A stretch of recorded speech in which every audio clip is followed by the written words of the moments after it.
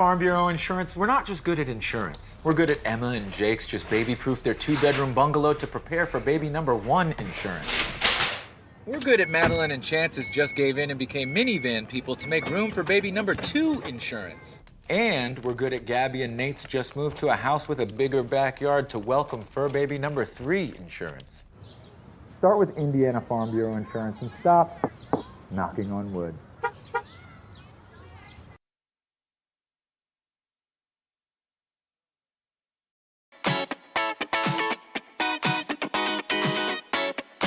At Jordan & Vaught Insurance Agency, you don't pay extra for the over 80 years of combined experience that will be available to you when dealing with questions about your auto, home, farm, life, or Medicare supplements. They're always there to help from 8:30 to 5 p.m. on weekdays at 123 South Franklin Street, the very same Bloomfield location since 1972.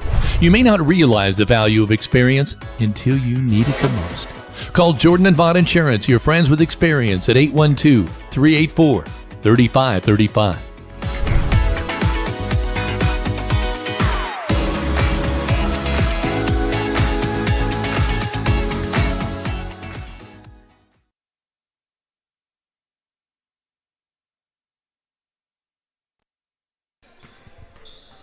Good afternoon and welcome to the home of Miner pride. We're here at the Linton-Stockton High School where tonight the Miners are hosting WRV. Now, coming into this ball game, I've got the JV up here. The varsity, flip this over. Linton coming in at 14-3. White River Valley coming in at 7-10. But the last outing for the Miners, a loss to Cascade, 69-61.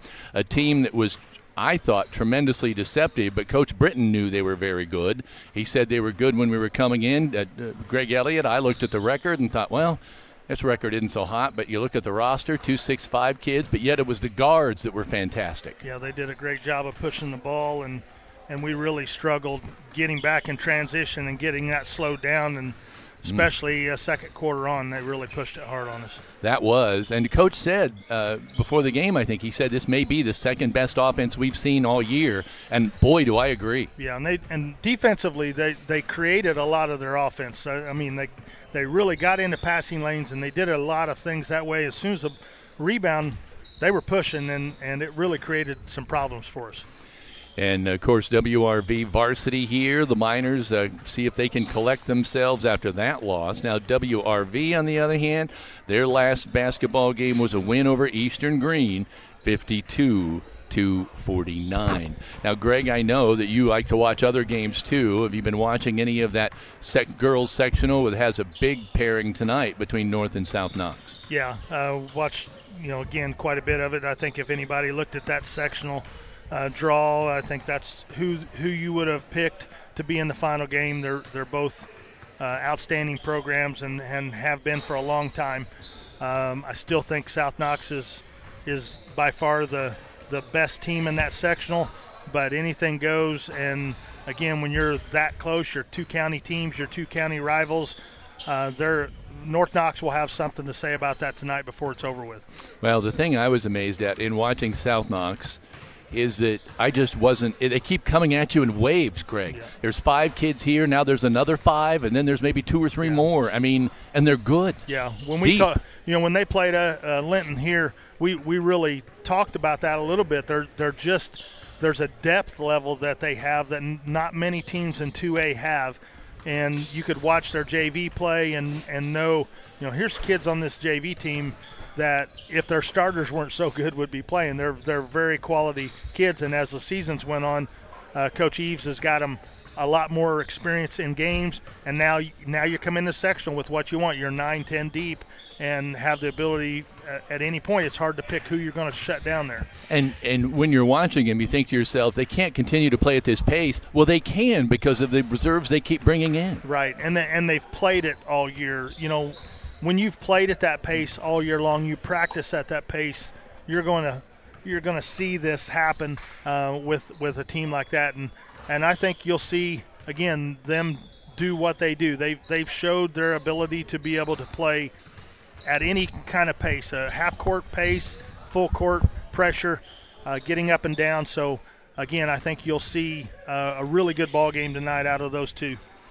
Now, one other thing I think in watching both those teams 1 year ago, there were some complaints a year ago that, boy, we should have been in separate brackets because we should have met in the finals. And so now they're in separate brackets. But last night, I got the feeling that North Knox was a little bit penalized by it because that was not a preparation game for the finals last night. No, I didn't see much of that one. I know, again, you get it was what over after the tip. Yeah, you get what you want, and you got separate brackets, and so now, what are you going to do with it?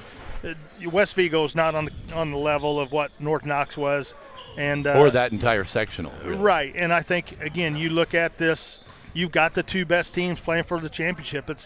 It's a shame they're both top 10 ranked teams that one of them's going to go home tonight, but they're really good. So.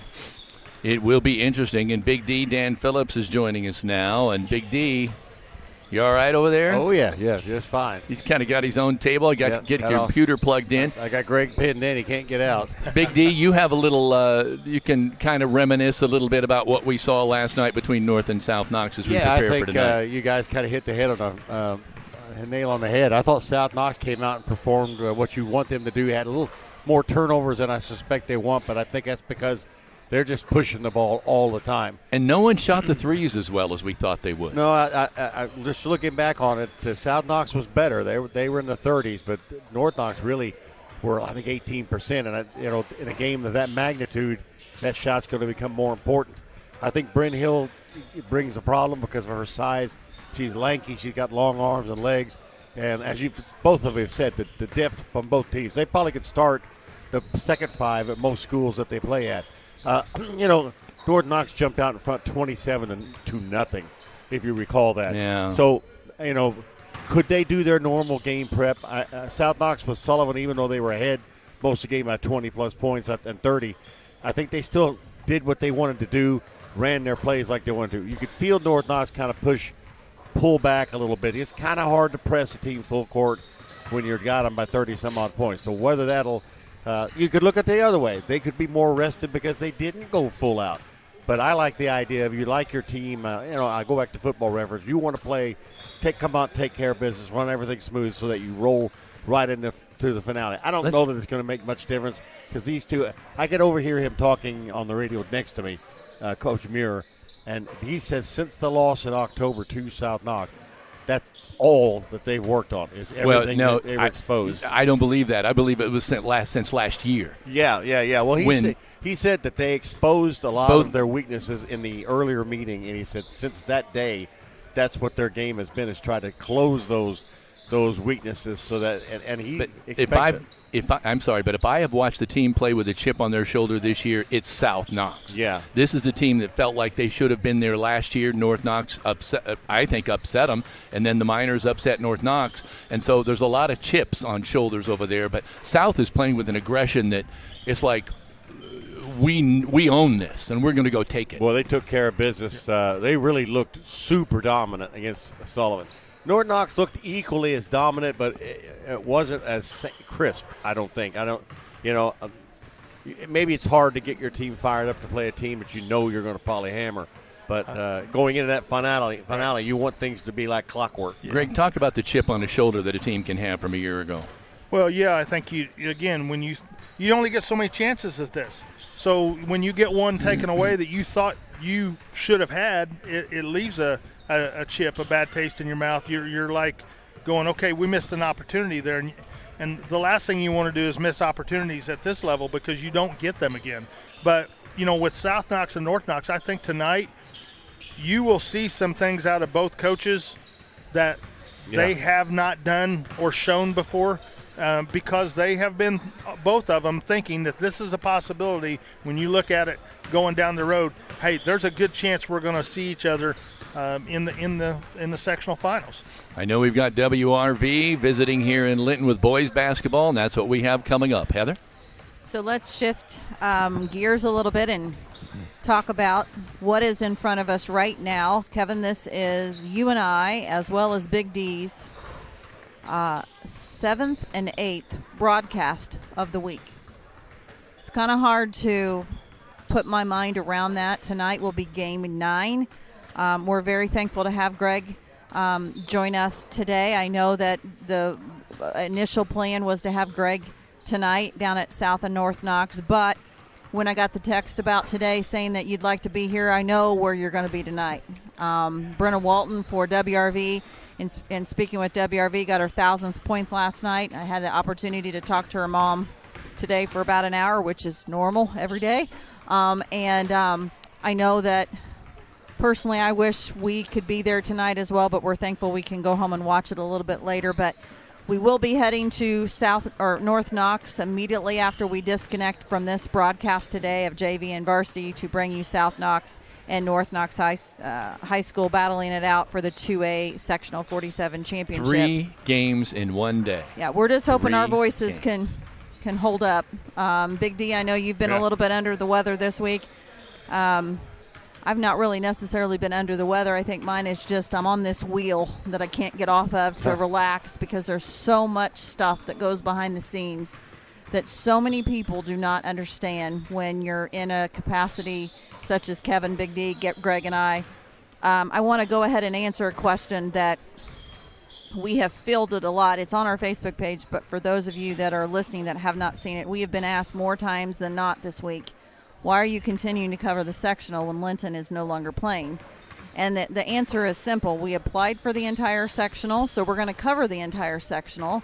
And we've had sponsors that have agreed to be a sponsor for either 1 game, 2 games, or the entire tournament. And I guess the easiest thing would have been for us to just say, well, here's your money back, and we're going to just stay home. But we're not like that. We are not going to shy away from a task and a job. And we are professional through and through, and we're proud of that. So we look forward tonight to being able to shine a spotlight on another sectional game that I think everybody's going to have their eyes tuned into. And we're very excited to be able to take all of you along with us tonight. We should mention today that the White River Valley Wolverines come in as a SWIAC conference matchup.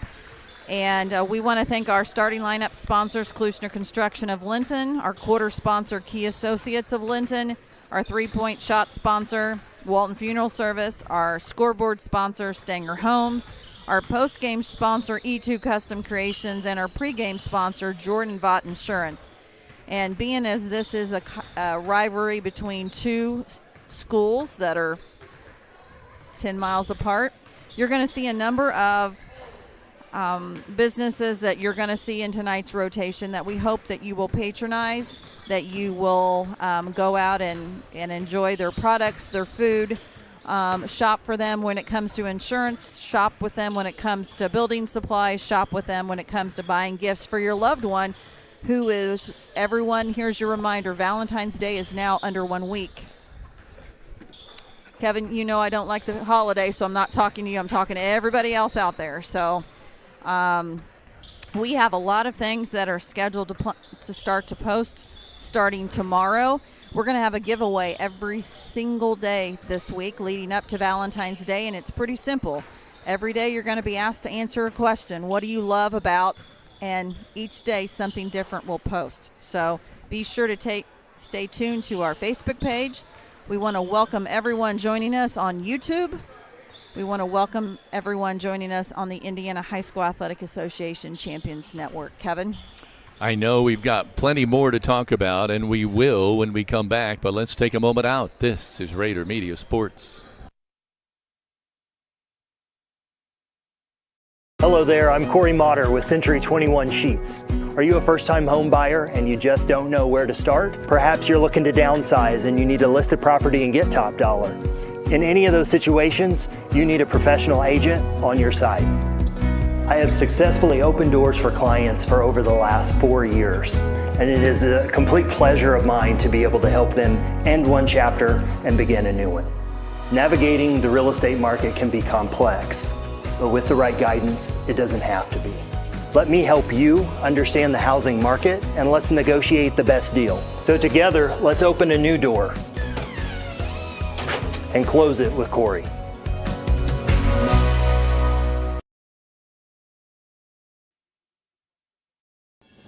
At Crane Credit Union, you can expect a personalized experience from people committed to your financial well-being. When you visit one of our 18 branches across southern and central Indiana, you will be greeted by our team that is committed to supporting your financial needs, dreams, and possibilities through all the stages of your life. From youth and teen accounts where it pays to get A's, to auto and personal loans that are processed completely within your local branch. Your local staff can assist you with mortgage and home equity needs, and when the time is right, we can help you with your IRA retirement accounts. We will be with you every step of the way. Crane Credit Union, building relationships since 1955.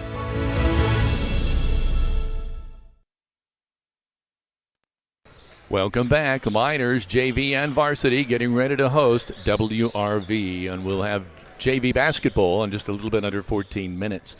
Heather, I want you to tell us a little bit of update about Sage Hall, because a lot of people are excited about that. So my understanding, based on what was posted on Facebook, is that she is swimming today to begin sectionals.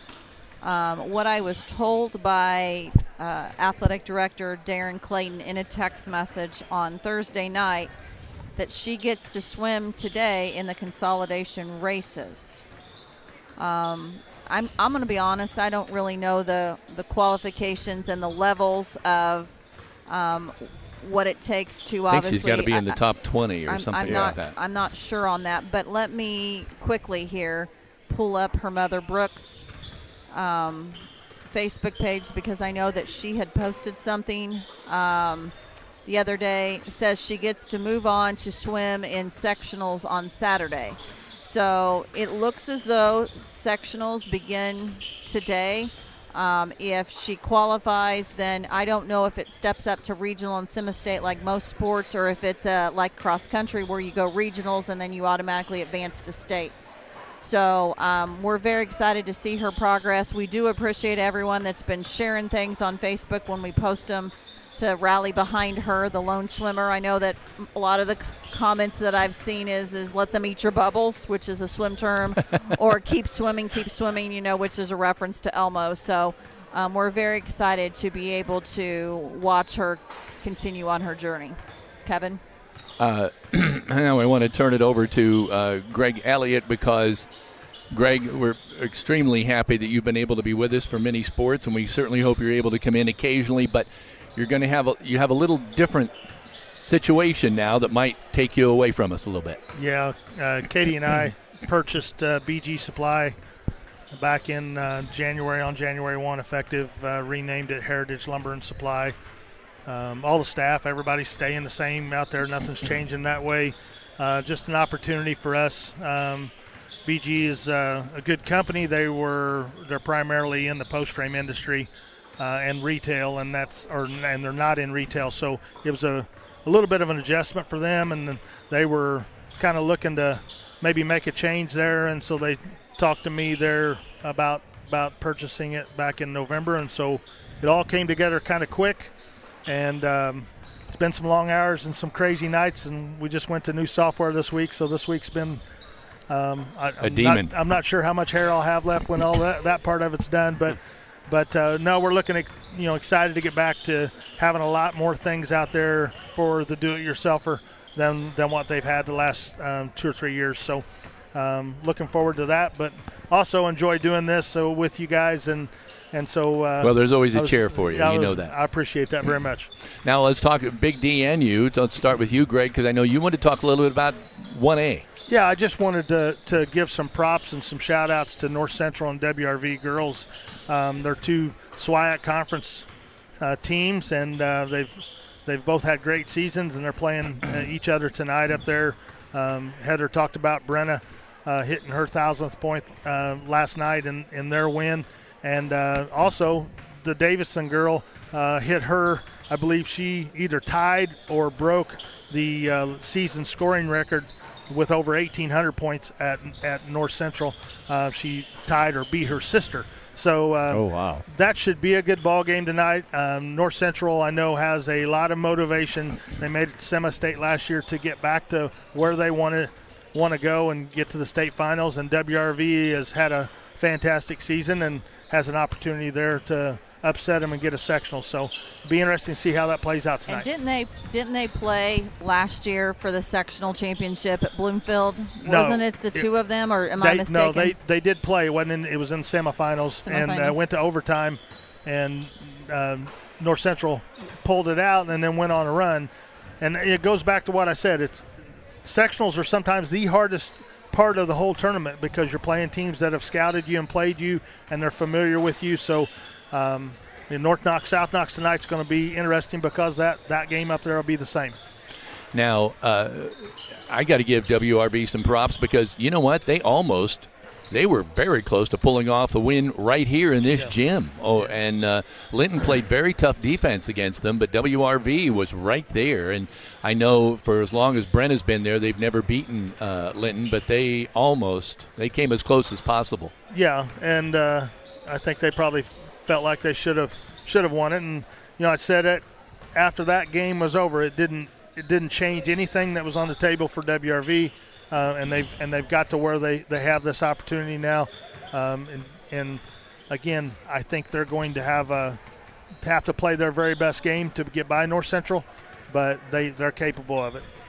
So, Big D, how are you doing over there? Oh, I'm just looking at the numbers and getting things ready for today's game as well as tonight's game. And of course, tonight for me is very interesting to see how the Miners respond. Kind of a surprising loss to Cascade on Thursday night, and but we now have since learned how good Cascade is. Yeah, Coach Britton said that was the second best offense we will have seen all year, and he may be right.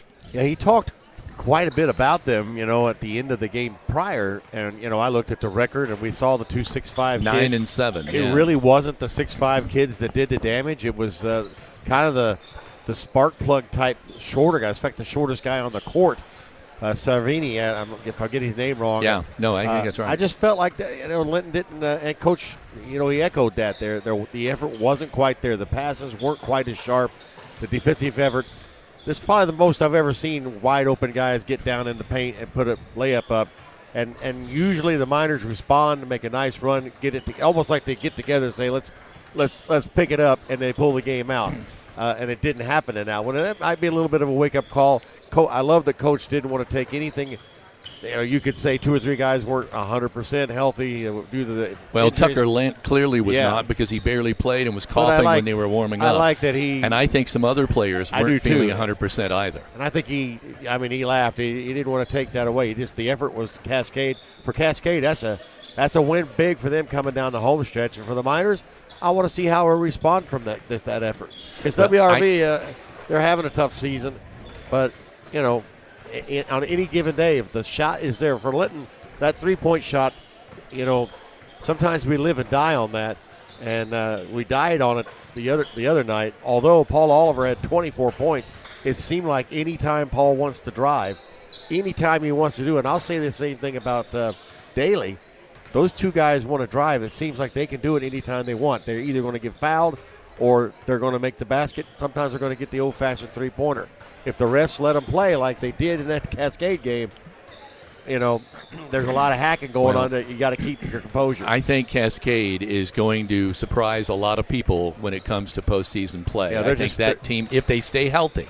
Now, Coach said they have not been healthy early in the year, and that's why they were 9 and 7. They're stuck up there with Northview, too. Sure looked awfully good when they played on the road here. Why don't we take another break? This is Rader Media Sports. Good at a lot of things, like cheering on the Miners to victory. Indiana Farm Bureau Insurance Agent Jathan Wright is good at making sure your insurance needs are just right for you. That's why Jathan is here to help you work through any questions you might have about your auto, home, renters, business, and life insurance. Then you can get back to making sure the Miner fan section is louder than the other team. Talk to Jathan. Stop in or submit your information online and give him a call at 812-798-2615. Start with Indiana Farm Bureau Insurance and stop knocking on wood.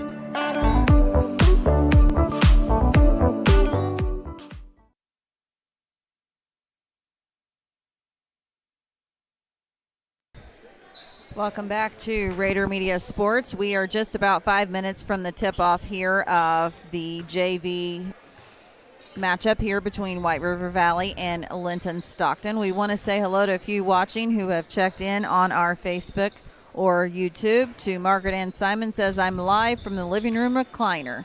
Let's go Linton Miners. Mike Morin says he's watching on YouTube from Midwest Satellite. Melody Thua says watching from Home Sweet Home and says go Miners. Also, Kay Sullivan says Kay is watching. So thanks to all for checking in. Obviously, there's a number of people that have checked in from watching in the stands, and hopefully this crowd will continue to grow here on Saturday. Good crowd already, I think, for a JV game. We do know that Bloomington has a big game today. Dusty May with Michigan Wolverines has traveled down to the IU Assembly Hall. Does he have an out in his contract? That's what everybody's wondering. That's Does who he have an I out? want to take the job, but we want to say, again, there's so much basketball between boys action, regular season games, as well as girls sectionals, that tonight across the state of Indiana there will be a number of sectional champions crowned. So if you are planning to go to North Knox tonight for the North Knox versus South Knox game, my suggestion is get there early. Doors open at 6 o'clock. Our pregame starts at 6:30, and tip-off for one game, our 9th game of the week, is at 7 o'clock. Now, I know we're 3.5 minutes away. I don't want to talk 3.5 minutes of this for the pregame, so because I know we all can. Let's talk a little bit about IU, and let's not look back at Woodson. Let's look ahead. What are we looking ahead for IU? And I'm going to let both of you talk about it, but Greg, let's start with you. Well, my personal opinion on it is we need to find somebody that's the best coach out there and quit worrying about whether they're an IU guy or not. Right. That we haven't won a national championship for almost 40 years now. We can't, that era is gone, and now we need to step into it and find who's the best coach. Can I interject just for a moment? Because this reminds me so much of what I've grown up with Nebraska football.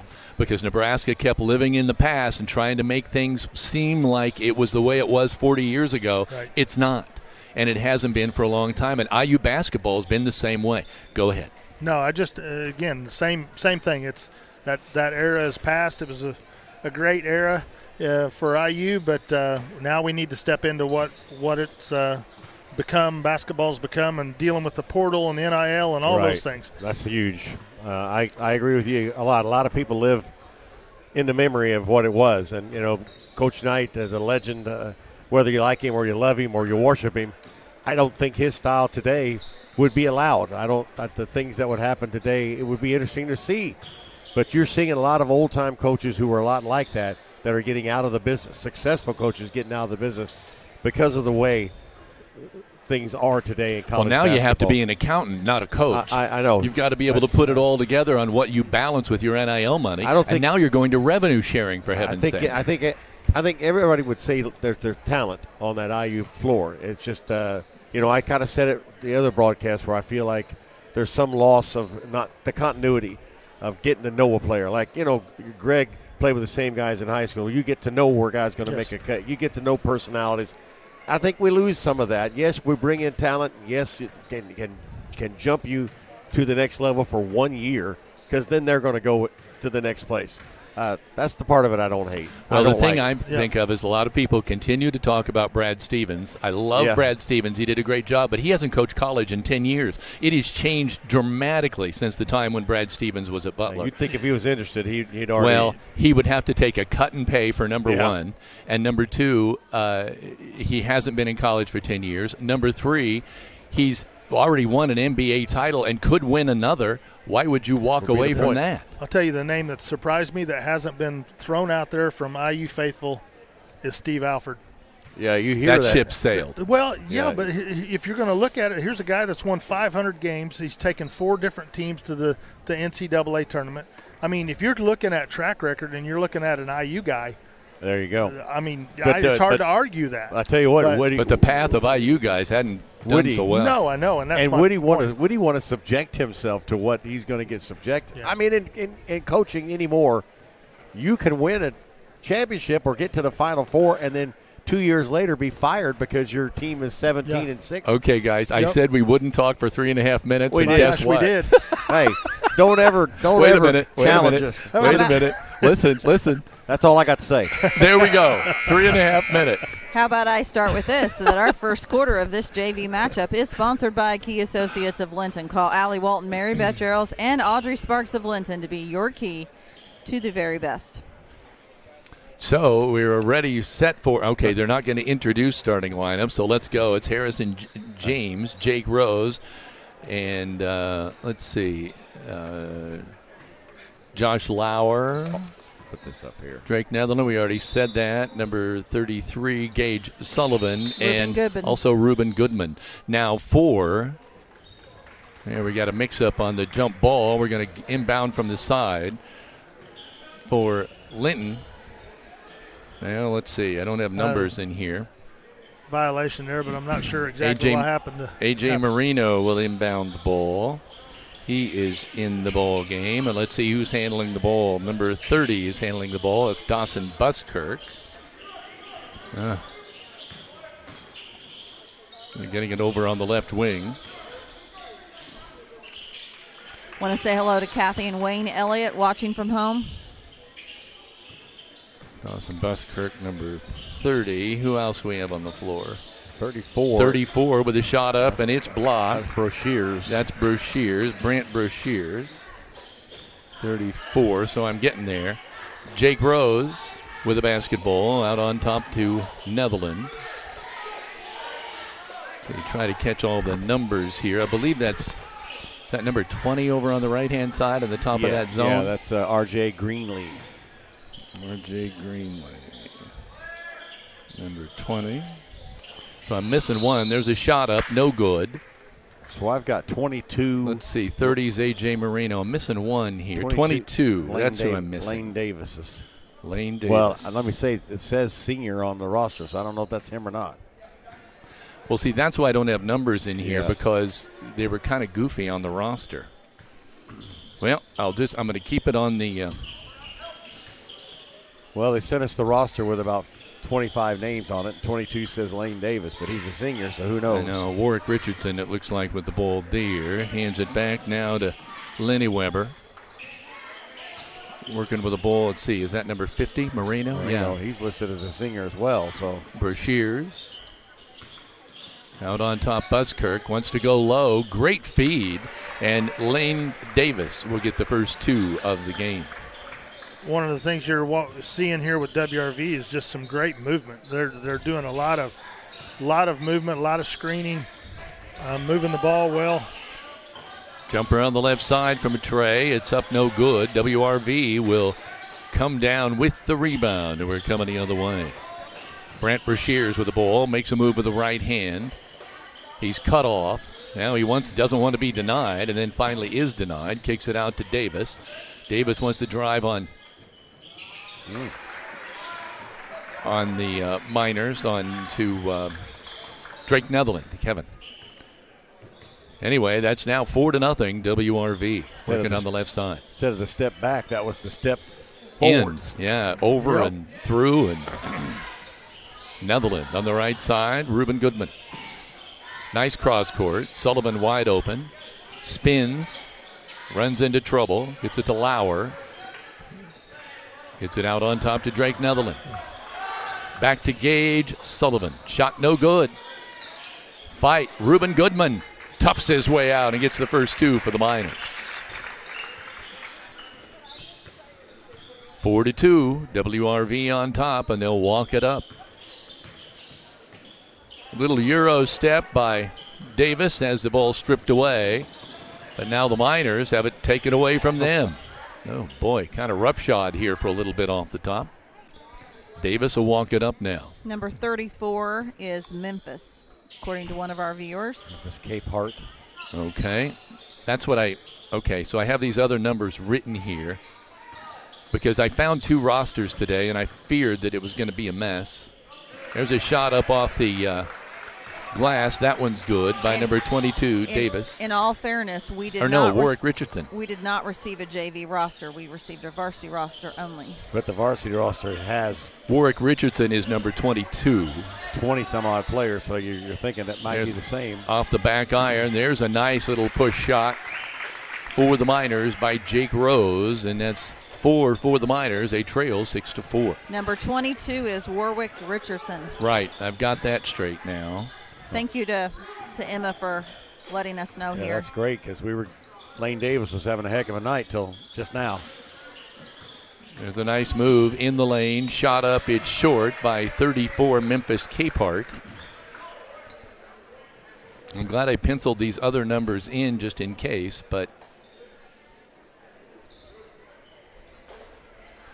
so 32 is Lenny Weber. We have that right. 30 is Buskirk, but if it is, that's a senior. As Big D points out, I don't have another 30 on my roster. That first free throw is up no good. And 50 is Marino, another senior. So you're wondering if those are all correct. So or if not. you're listening and want to correct us on any of this, Don't we you would hate greatly that? They can't get appreciate the that. roster right. It's like, why print it out if you can't get it right? Second free throw is good.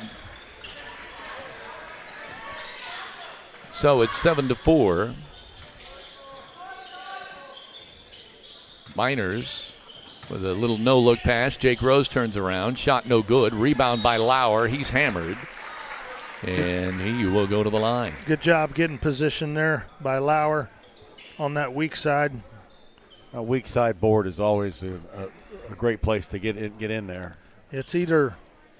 There's no middle ground there. It's either a blessing or a curse. If you don't get in position, you're giving up easy baskets on the other end. And, if you can do it, then you can get some rebound putbacks right there where he was at. And it almost always ends up a foul. Yeah. The guy defending always wants to get up there and he's embarrassed he didn't block you out, number one. Especially when you're playing up against Second the zone, free throw too. was good, but they waved it off, didn't they? Yep. I'm not sure what happened. A lane violation or a... So it'll stay at 7-4. One of the things you watch down here with Linton, I don't hear a lot of talking. I hear more talking down here on the zone from WRV. These guys are a lot of movement, a lot of motions, a lot of screening away from the ball. If you're not communicating, you're going to get some penetrations into the lane there, which we've seen. They go low. They lose the ball. It's knocked away, but Buskirk coming up with the ball. That foul was on Kingston Crane. Okay, thank you. Taking it to the cup. The shot is blocked by Jake Rose. They're going to call Jake with a foul. And so that should put 34 Memphis Capehart to the line. You mentioned the talking, Greg. We saw that in the game, the girls' game last night. A lot of screens that a foul was called on the girl not seeing the screen coming. Right. Yeah, and that, again, you get your fillings knocked loose on those ball screens. There were a few of them. Yeah, if you're not paying attention and you're not got somebody that's your eyes out there talking to you on those screens. I'm sorry, who was that who hit the free throw? 34, Capehart. Okay. Did he hit both of them? Yes. Thank you. I've got new numbers in front of me, so I'm trying to get caught up here. Lenny Weber, 50 Marino, we knew that. Buskirk is 30, we knew that. Goodman trying to go baseline, kicks it out to Jake Rose. The tray will fall. Man, that was a good bounce there. That's a Walton Funeral Service three-point shot. 5 for Rose. Jake. Let's see, 22 is Richardson. Is Warwick Richardson okay? And 34 Memphis. Okay. Thank you, Heather, and thank you, people, for Thank you, Emma Richards. helping us out. We really appreciate that. Marino with the ball. Kicks it out. Capehart working on the right side.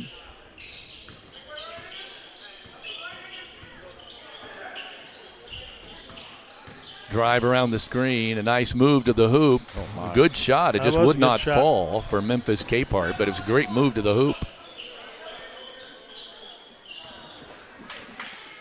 Good save.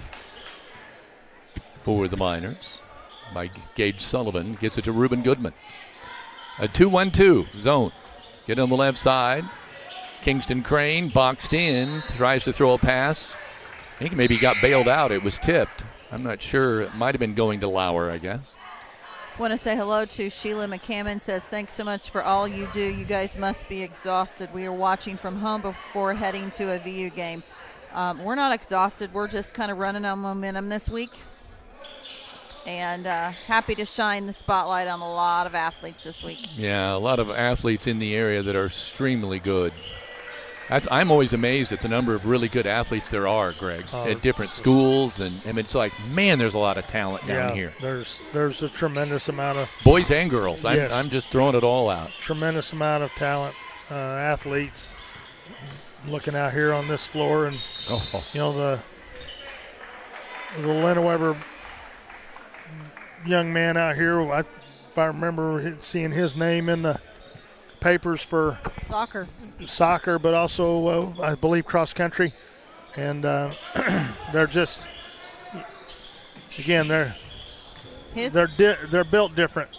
Capehart, great shot, tries to follow it up, but it falls all the way to the floor. He's okay, gets right back up. Again, a great move by him. His mother, I want to give a shout out to Tracy. She and I went to Worthington Jefferson Elementary School. Oh, boom! Nice step back. A.J. Marino hits a Walton Funeral Service three-pointer at the buzzer, and WRV is showing some spunk with a 12-7 lead at the end of the first quarter in the JV game. This is Raider Media Sports.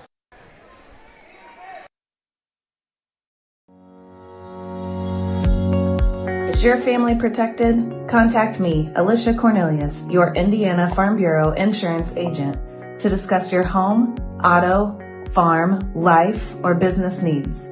It's not just about protecting my family. Let me help protect yours too. Proudly serving Indiana, call to speak with me, Alicia Cornelius, one agent for all your insurance needs.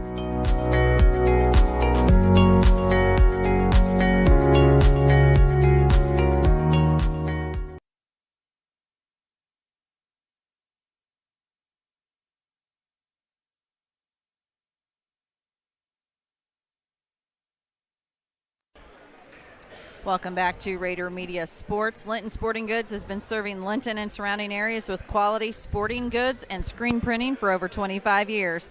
They also specialize in embroidery and team sales. Located on Highway 54 west in Linton. Stop by and visit this family and locally owned shop today. And Kevin, I want to say a real quick shout out to those that purchased from our Miners Broadcasting apparel fundraiser. They are in. We are picking them up on Monday.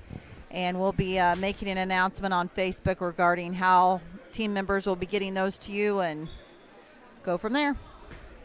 All righty. So the Stanger Homes scoreboard is 12-7.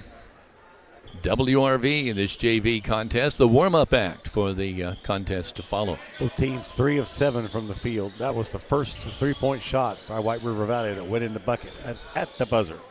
Goodman, bounce pass right side. Kingston Crane, back to Goodman. Reuben dribbles right into traffic, and he's in trouble. Gets it out to Kingston Crane. Boy, that zone just collapsed on him, didn't it? They're doing a great job of packing it in tight Kingston there. Crane inside the Lauer. Turnaround jumper, no good. Rebound, WRV. We're coming the other way. Capehart pulls that one down. Not too many second chance opportunities either. They're doing a good job of blocking the Miners out. Warwick Richardson had the ball. Let's see who's got it now. Man underneath Moreno open. He kicks it out, though. Shot up no good by Capehart. We're coming the other way. Goodman kicks it out to Owen Smith. Owen, left side, Goodman. Gets around his man, but they're going to call the foul. Must have been a push as Reuben tried to make his step around his defender. Buskirk reached out and tapped his shoulder. Goodman had got a good move on a baseline. He's been doing that quite a bit in the JV games. Nice move to Lauer. Oh, I thought it'd be an and one, but no, he will go to the line and shoot a pair. Looks like Marino's going to get that foul. See, the Hoosiers are down 14-5. Yeah, it'll be interesting to see how they do finish it out. There's that free throw is good by Lauer.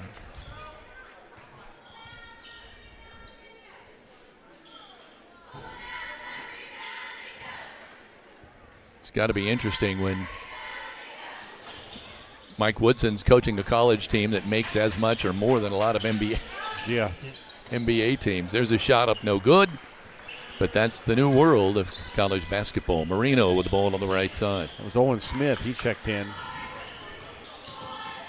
Whoa, is that a one step too many? But nothing was called. He also took a tumble. Owen Smith liked the tray off the back iron. It's no good. Rebound pulled down by Richardson. Warwick's bringing the ball up. Goes between his legs, hands it off to the left side to Capehart.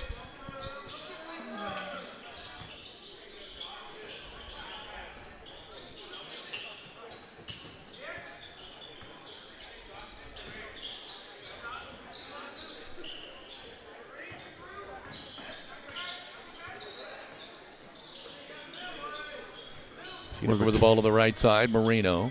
For 12 is checked in for WRV. It says Eli Noel on the roster, but that's a senior. Lundy. Landon Lundy is number 12. Lundy? Yeah. Landon Lundy, the freshman, 5'9".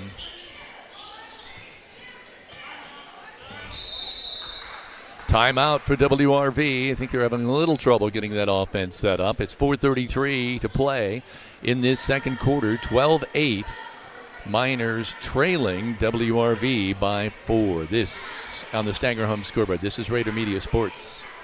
If you need an Evolution golf cart, Gaither Power Sports is the place for you. Prices starting at $69.95, and they come with an 8-year battery warranty with 0% financing for 36 months is available.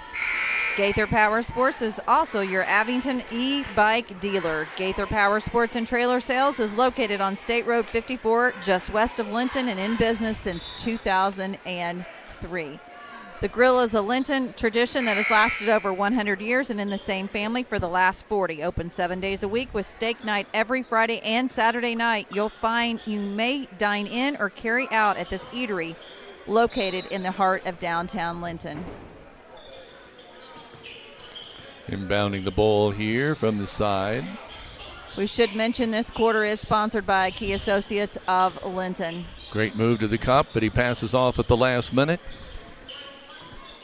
I'm not sure who 30 is because Buskirk, as Big D's pointed out, is a senior, and I don't know if that would be him or not. So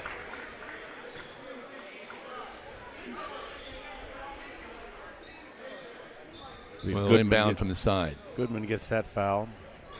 Number 30 is Buskirk. We do know that for sure? Yes. Okay. So the senior is in the game. Goodman coming the other way. Uh-oh. My, oh my, there's just, they call the ball the other way. It'll stay with WRV. WRV just is pressure. They've done a good job of that. Ruben was trying to find somebody there, and it went off his foot. Oh. Boy, Miners are not. Dribbling skills from Marino, though. Ooh, nice push off there. I'm impressed with Marino. He's listed at 5'6" on the roster. Kingston Crane coming the other way.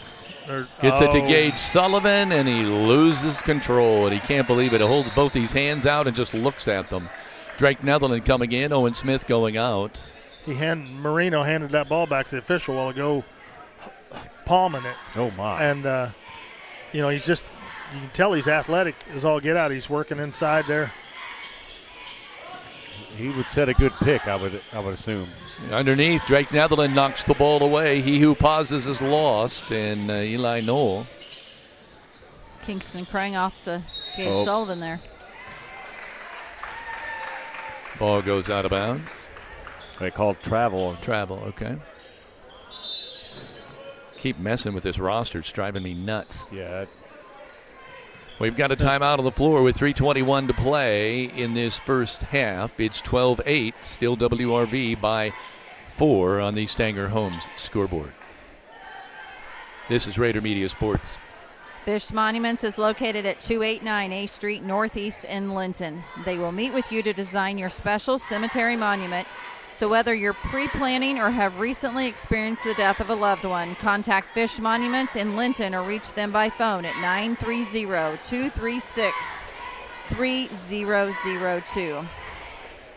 Best of luck to the Linton Miners this season. Bender Lumber proudly supports our area student athletes. From building supplies to expert help with your projects, Bender Lumber has you covered. Everyone at Bender Lumber in Linton is rooting for the Miners. And at Indiana Farm Bureau, we're not just good at your insurance, we're good at your insurance. So talk to your local agent, Jathan Wright. He's here for you whether you want to talk in person, get started online, or you can call him at 812-798-2615. Start with Indiana Farm Bureau Insurance and stop knocking on wood. Kevin? 3:21 to play in the first half. Low scoring game here, 12-8. I think I described it earlier as kind of a rough shot. It's just kind of both sides. It's just neither team can really seem to get anything going, any fluidity at all. Yeah, it's been difficult. Some of that's defensively creating some issues for the offenses, but some of it is offenses having their own problems knocking shots down.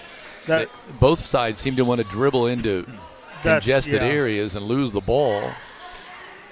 But Kingston Crane with it. Goes to Reuben Goodman on the baseline. Reuben gets it back out to Kingston. To Netherland. Drake paused for a moment because he had two men in the same spot, but now Reuben Goodman takes it. Gets it over to Drake. He gets around his man, and he gets cut off. Pass back out to Goodman. Again, neither team seemingly can run a play or get anything going. There's a shot, no good. Lauer doing the dirty work, gets the board. Kingston Crane pulls it down. Kicks it over on the left to Goodman. Reuben will take it. That's off the back iron. Kingston Crane will run it down. He makes a pass, and I think he is fouled. Number 22, Warwick Richardson, will get the foul. The Miners are now 1 of 8 from three-point land. They're settling a lot for those outside shots. And I'm telling you, I see this in almost every game we've seen. I know you got to keep going to the well, but you might start trying to work the ball inside to get some offense going. We're just getting one cutter into the lane, and it's pretty easy for the Wolverines to kind of sag in and take that pass away. There's got to be a second cutter jump in there. There's a great deflection and steal by Lundy. WRV coming the other way. Shot up off the glass. It'll count, and it'll be an and one. Nope. No? Charge. Offensive? Oh, wow. Number 30 is going to get that foul. And he's the number that I don't have. I don't think that is Buskirk, but I could be wrong. If it's a senior playing in the JV, Number I guess 30 it could be. is Buskirk. Okay. So it's a senior. Thank you, Emma, for clarifying a number of these numbers for us. And we know Marino is out there, and he's a senior, so that's two guys. See if they play all game. Coming back the other way. Goodman. Owen Smith. Goodman takes the outside jumper. No good. Reuben gets his own rebound, tries to go back up, and it's just tough in there. Marino's going to get that foul. WRV saying they got all ball, but you bring that ball down inside there, it's getting hands are flying, swatted at and grabbed and everything else. You've got to keep it up and go back up. Can't believe it. We're almost at halftime, and it's 12-8. Free throw by Reuben is good. I have him down for 3. Second free throw, good again. So the Miners trying to inch their way back. It's 12-10 now with 1:30 to play first half. WRV in the lead on this JV contest. Trap a man over in the corner. He's able to get the ball out to Richardson. Now move into the lane, then they kick it out. Marino, shot no good. Owen Smith pulls down the rebound. Goes to Goodman. Kicks it out to Smith in the corner. Gage Sullivan with the tray. I think you want to give Gage that much time to get a shot off. It's a Walton Funeral Service three-pointer. And the Miners have their first lead in this contest. There's a errant pass. They have their first lead in the game at 13-12 with 50 seconds remaining in the first half. Wolverines have yet to score second quarter. Owen Smith goes inside, and they kick it back to Owen. He'll take the tray. Walton so the Miners, Walton Funeral Service three-pointer. Shooting starting to open up things a little bit here. Marino goes cross court left. There's a tray. Shot no good. Rebound pulled down by the Miners. See if they can get another one and open up a little wagon room. Boy, the last minute has been a big deal. That's a great hustle by Josh Lauer. Yeah, when that three-pointer goes in, it's great.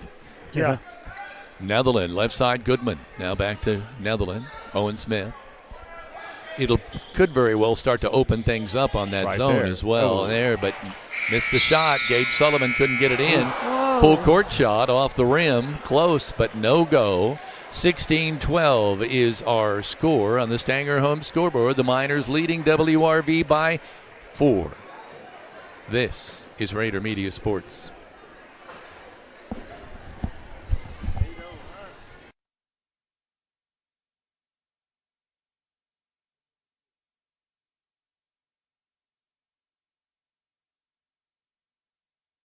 The goal isn't graduation day. It's a better every day after. It's the first day in your new career. Your first pay raise. The 5th day of that week-long vacation. It's the first paid holiday home with your family. Or the day of your last car loan payment. Much sooner than you thought. At Ivy Tech Community College, we don't just care about your degree. We care about your life. Let's get started at ivytech.edu.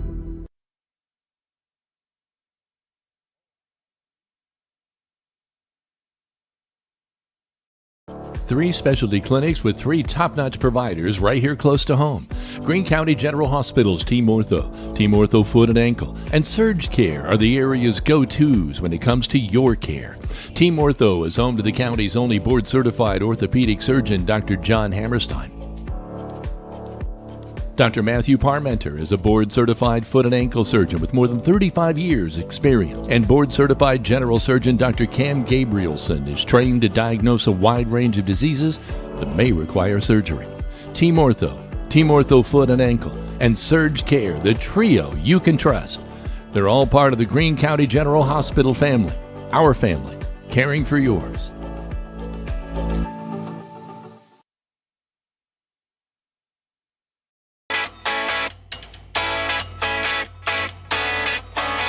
Finding the best coverage for your home, auto, life, and business isn't always a walk in the park. I'm Audrey Sparks at Richard Brown Insurance, your local auto owner's insurance agent. Whether you're buying your first car or starting your own business, finding the right coverage can be a challenge. With great companies like Auto Owners Insurance, I can find the appropriate coverages so that you and your family can be better protected. Come see me, Audrey Sparks, to discuss what coverages are right for you, or give me a call at 812-847-4798.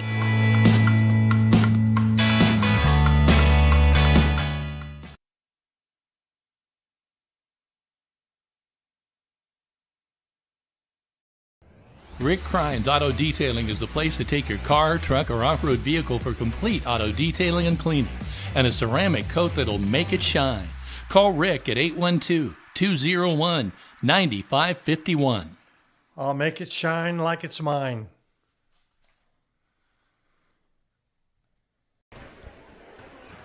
Welcome back to Raider Media Sports. I just want to take a moment to zoom in here a little bit to Linton's bench. They have a Miners jersey with number 44, and this is in remembrance of Matthew Sams from WRV, who passed away on October 31st in the fall. And obviously, we'll zoom over here a little bit. The WRV has a Miners 44 as well. So, and they wear it on their warm-ups over there. I was going to ask about it. I thought that's what that was, but That's a nice gesture. They have him on their warm-ups. I know that he was very instrumental in the soccer program and the basketball program. My understanding is he was one heck of a baseball player as well. So he is not forgotten. I know that his father lives here in Linton and has Linton ties to a lot of the family members here as well. So we want to go ahead and send our thoughts to the family. Kevin? All right, let's look at scoring. I think we're able to weave our way into this. 16 points for the Miners. I think we're thankful they don't have many points on the board. It's 5 points for Jake Rose, including 1 tray, a 3 for Owen Smith, a tray, at Reuben Goodman with 1 basket, and then 2 of 3 from the free throw line for a total of 4. Gage Sullivan with a tray for 3, and Josh Lauer 1 of 4 from the free throw line for a point for 16.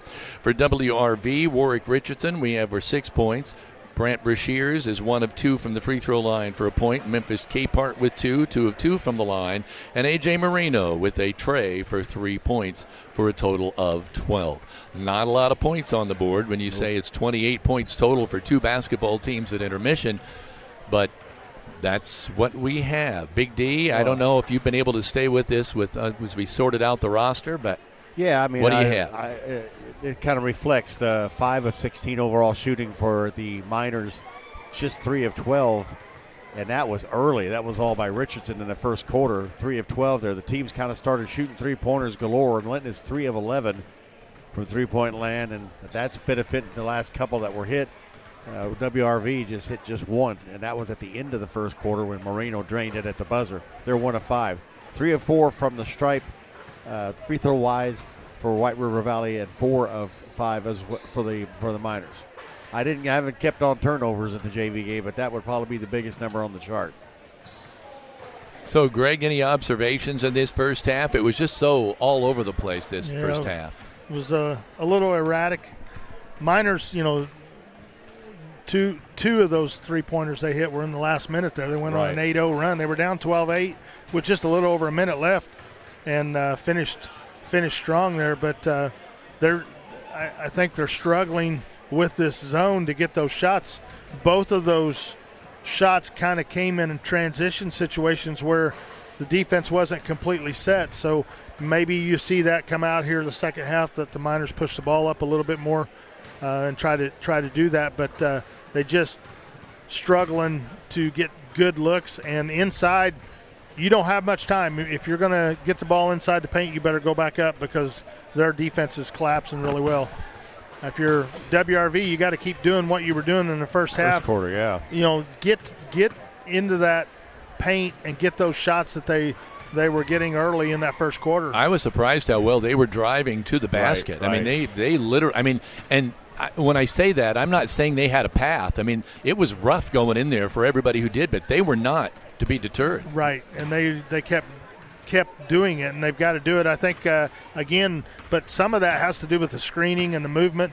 I felt like our movement, our defensive pressure picked up, and their movement slowed down a little bit. Yeah, they were very successful in that first quarter. 3 of 4 buckets from Richardson, and I think he drove on all 4 of those shots. And then Capehart, he got down inside of there as well, making sure I got the right name.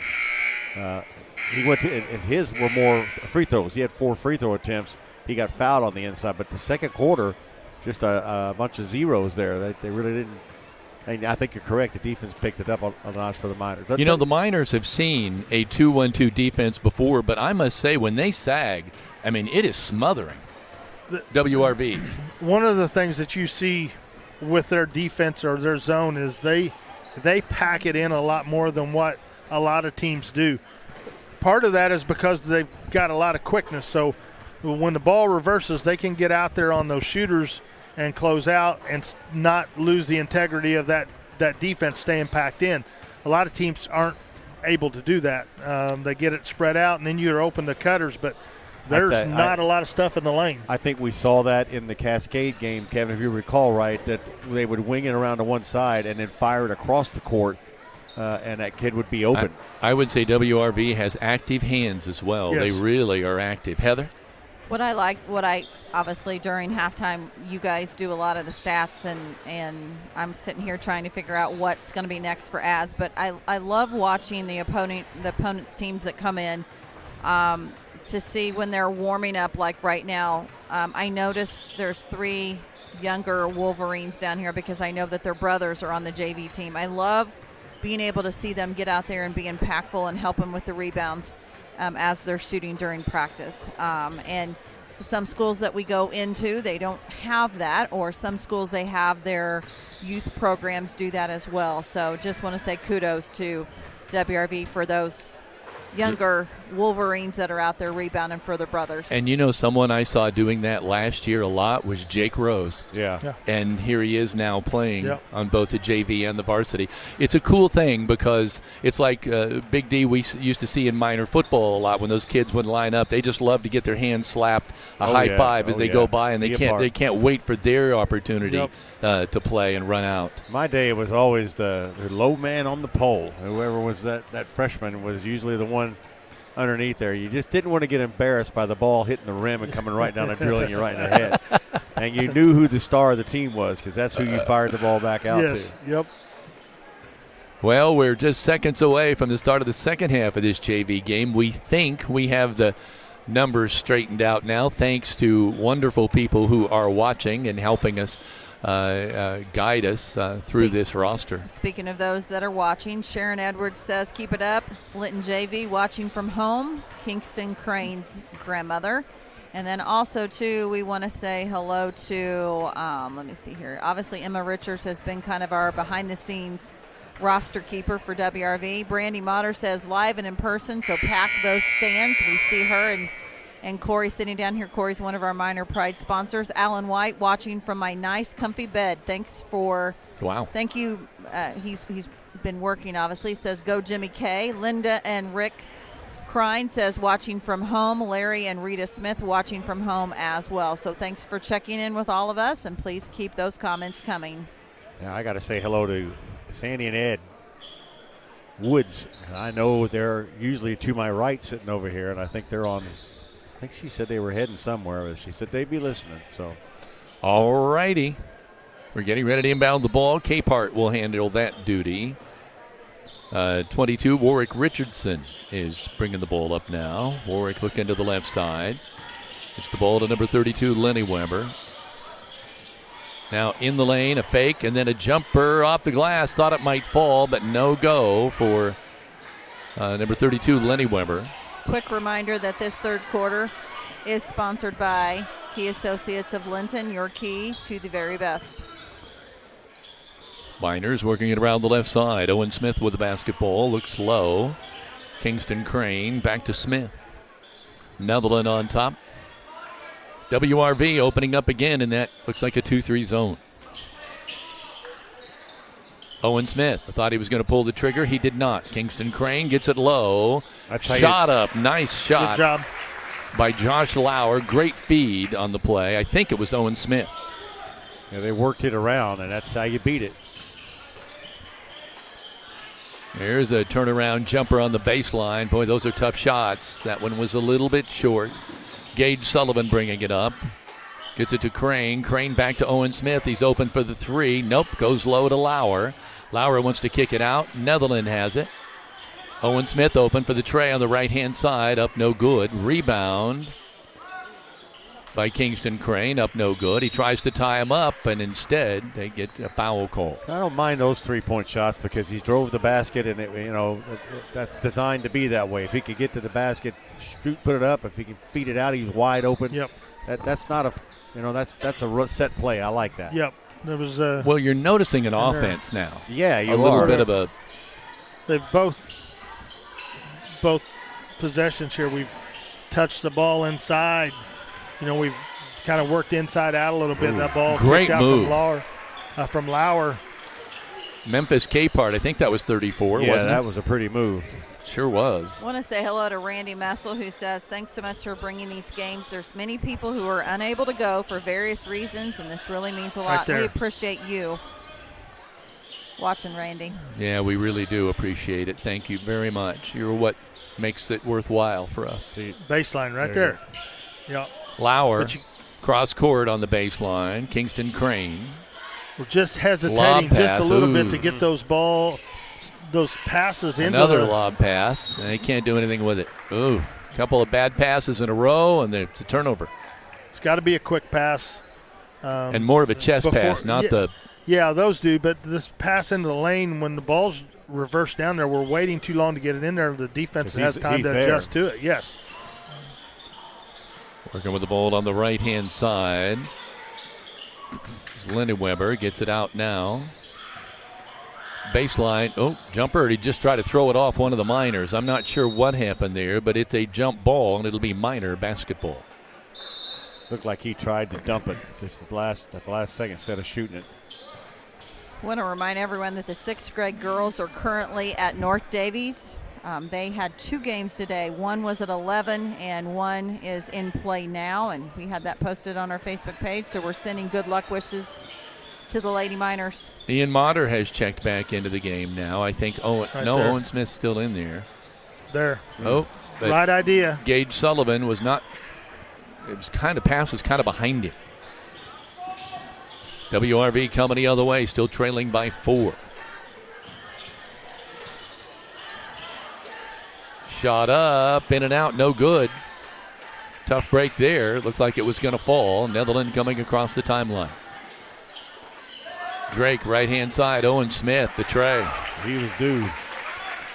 6 for him, and it's his second Walton Funeral Homes three-pointer. Greg, I'm sorry. Oh, he hit a big one there in the last few seconds there of the first half. That ball there, again, wide open.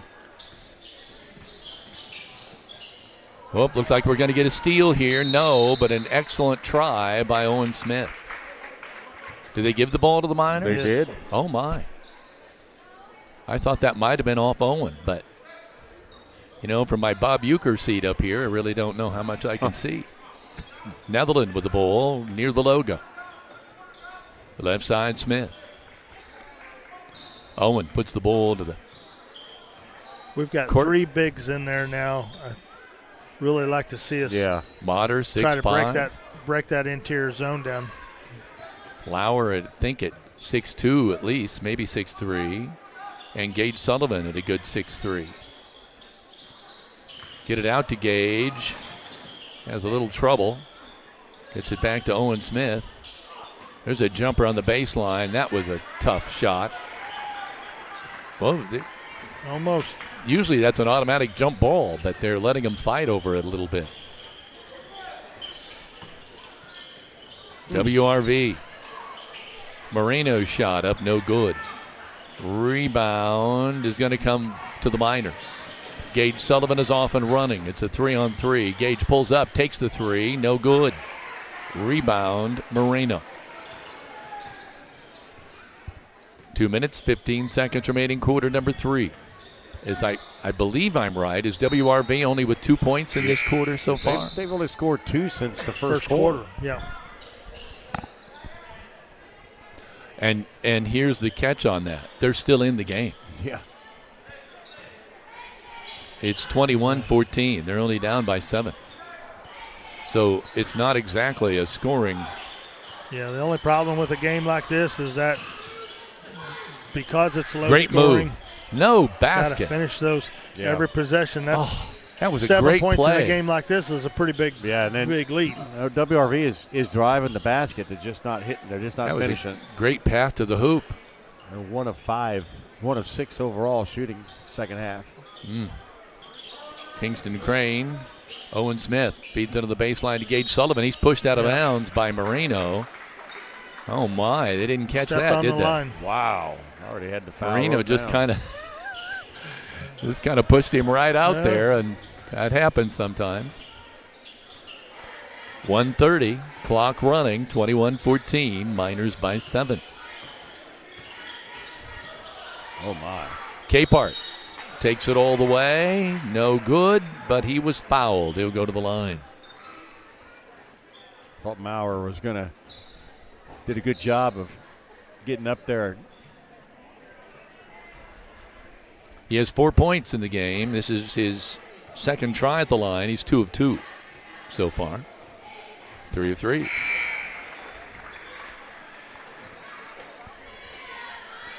Again, reminder, we've got the... Oh, there's one from Melbourne, Florida, Heather. I'll let you explain that one Deborah more. Keller says, watching my favorite boy, Kingston Crane from Melbourne, Florida. Boy, that one rolled Thank you around for- and around. It looked like came from Melbourne, Florida, but it went down. So 2 free throws and 6 points for Capehart. And finally, WRV has scored since the first quarter. But they're still in it. There we go. There's Right Lowe, there. Motter. Good job. Way to move the ball around. Ian Motter at 6'5" gets his first 2. 23-16. Lead again 7. We're under a minute to play in the third quarter. Going to drive on Gage Sullivan and then kick it out. Lundy now wings it out on top.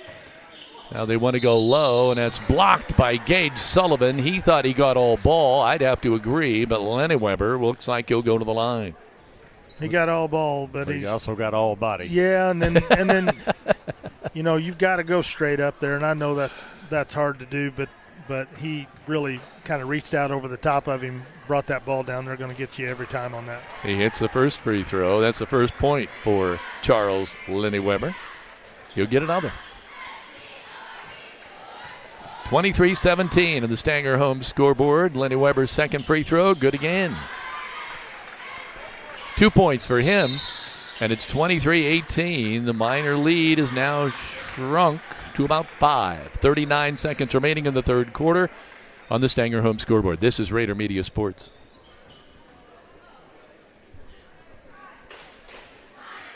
The snow and cold are plentiful this year, so watch out for the ice. Make sure your vehicle is protected now. Call Audrey Sparks at Richard Brown Insurance to melt your worries away. Autumn Trace of Greene County is the perfect setting for seniors to call home. Seniors can live as independently as they wish while enjoying as much supportive care as they may request in their daily lives from the 24-hour care staff. Call Jessica and her friendly staff at 812-699-4464 to schedule your tour. Come and find out why so many of your friends and neighbors have already picked Autumn Trace as their choice to age in place. Kevin?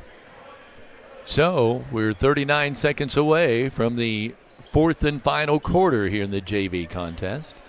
Miners leading at 23-18. It's not exactly been a thing of beauty, but a win is a win for whoever is able to pull this one up.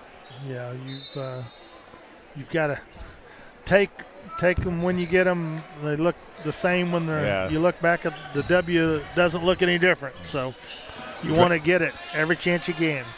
Drake Netherland with it. On the left side, Owen Smith. Back to Drake. Well, they've gone to a man for man, am I right? Or is it a zone? Maybe it is a zone. Yeah, they're kind of matched up right now, but we'll see what goes here.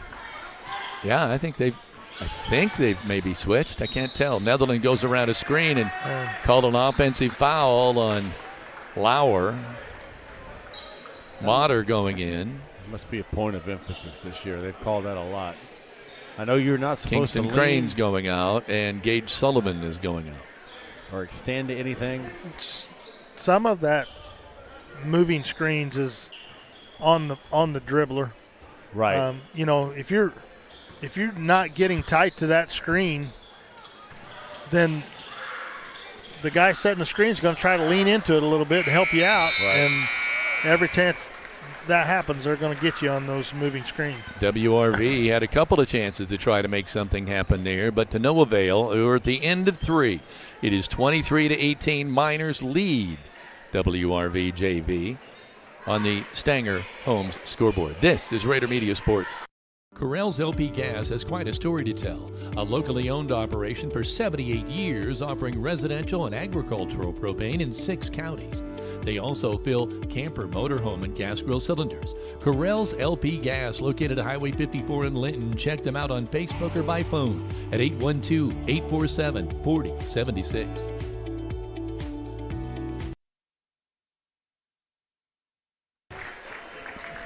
Are you looking for TV or high-speed internet? Give Mike Morin a call at Midwest Satellite. He offers dish TV plans starting at $91.99 a month and T-Mobile high-speed internet for $60 a month. Call Midwest Satellite at 847-8848. Call Mike. He will treat you right. At Crane Credit Union, we offer checking accounts to fit your needs. We have a high-yield option, free debit cards, and online banking, and free checks for members 60 years of age plus. With no monthly service fees, you can start letting your money work for you. So learn more at cranecu.org. Kevin? 7 minutes to go in this one.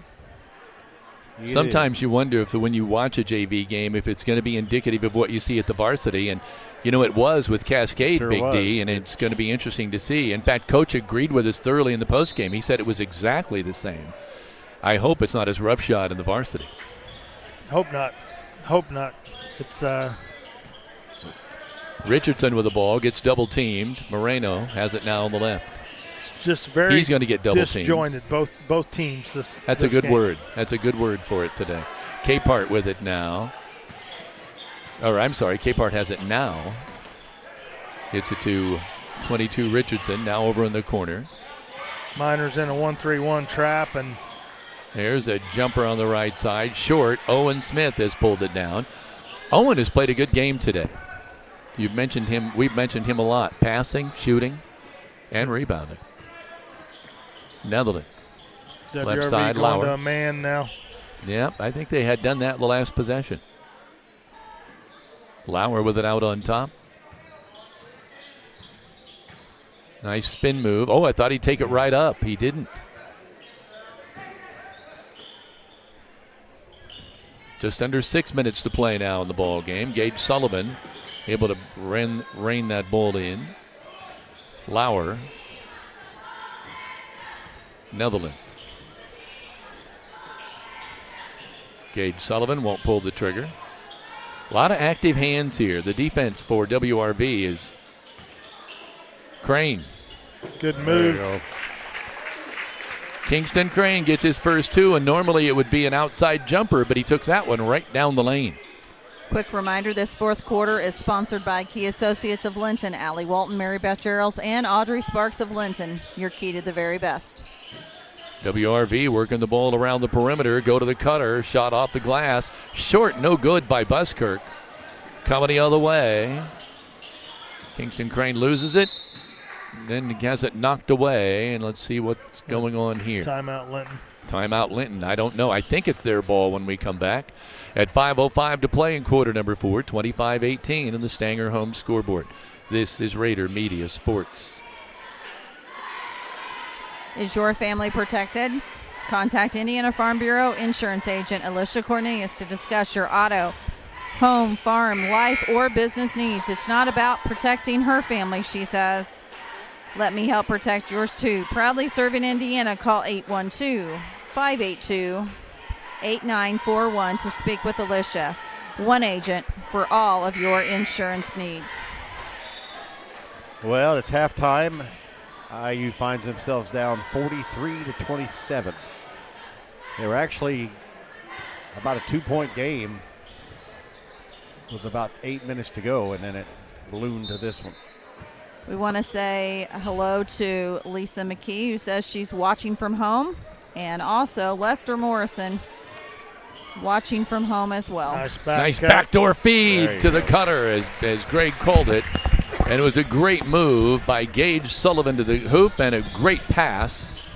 Was it Owen Smith? I missed who had the assist, Big D. I think it had to be. It would have been Netherlands. Oh, my, that's offensive. Wow, lower the shoulder, and he decked Drake Netherland. And I'm not blaming, that's Memphis Capehart. Win or lose this game, WRV is going to look back at it and know they left a lot of points out there in the paint. Yeah. They've missed a lot of stuff inside. If you're going to lower the shoulder, usually it's not for someone 5'7". Capehart had the height advantage there. Didn't need to do that. Shot up on the right-hand side of the baseline. No good. Coming the other way. Trying to move the ball quickly now. Time becomes, it's still an ally at this point, but slowly it'll start to turn as there's just a shade over 4 minutes to go. There's a nice move in to the hoop. Netherland tried to fall again, and that time it didn't work. There's a good block by Sullivan, but he's whistled for the foul, and I think Warwick Richardson will be going to the line, number 22. He may have 3 shots. Yeah, get 3 on it. He did? Yes. Thank you. They are 7 of 8 from the line. Lester, we want to say thank you for tuning in today to these 2 games, and he says he'll be tuned in tonight for the South Knox versus North Knox girls sectional. You're spending the whole day with Rader Media Sports. Well, we're glad to have you. Kevin, you and I got up this morning, what was it, 7? Yeah. Started working on scoreboards, started working on stats. I started working on rosters. Boy, was that a mistake. We're going to leave here.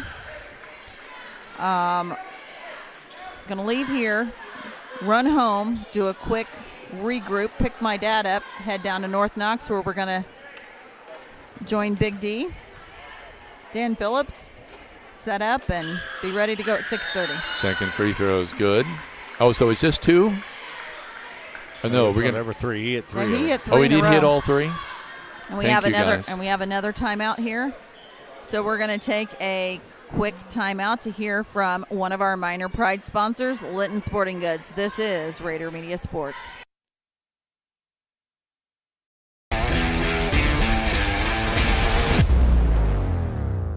Linton Sporting Goods has an over 20-year tradition of offering Hoosiers the best in sports equipment and apparel. They feature Wilson, Demarini, Louisville Slugger, Marucci, Mizuno, and much more. Get ready for any sports season by shopping at Linton Sporting Goods on Highway 54. When the winners shop.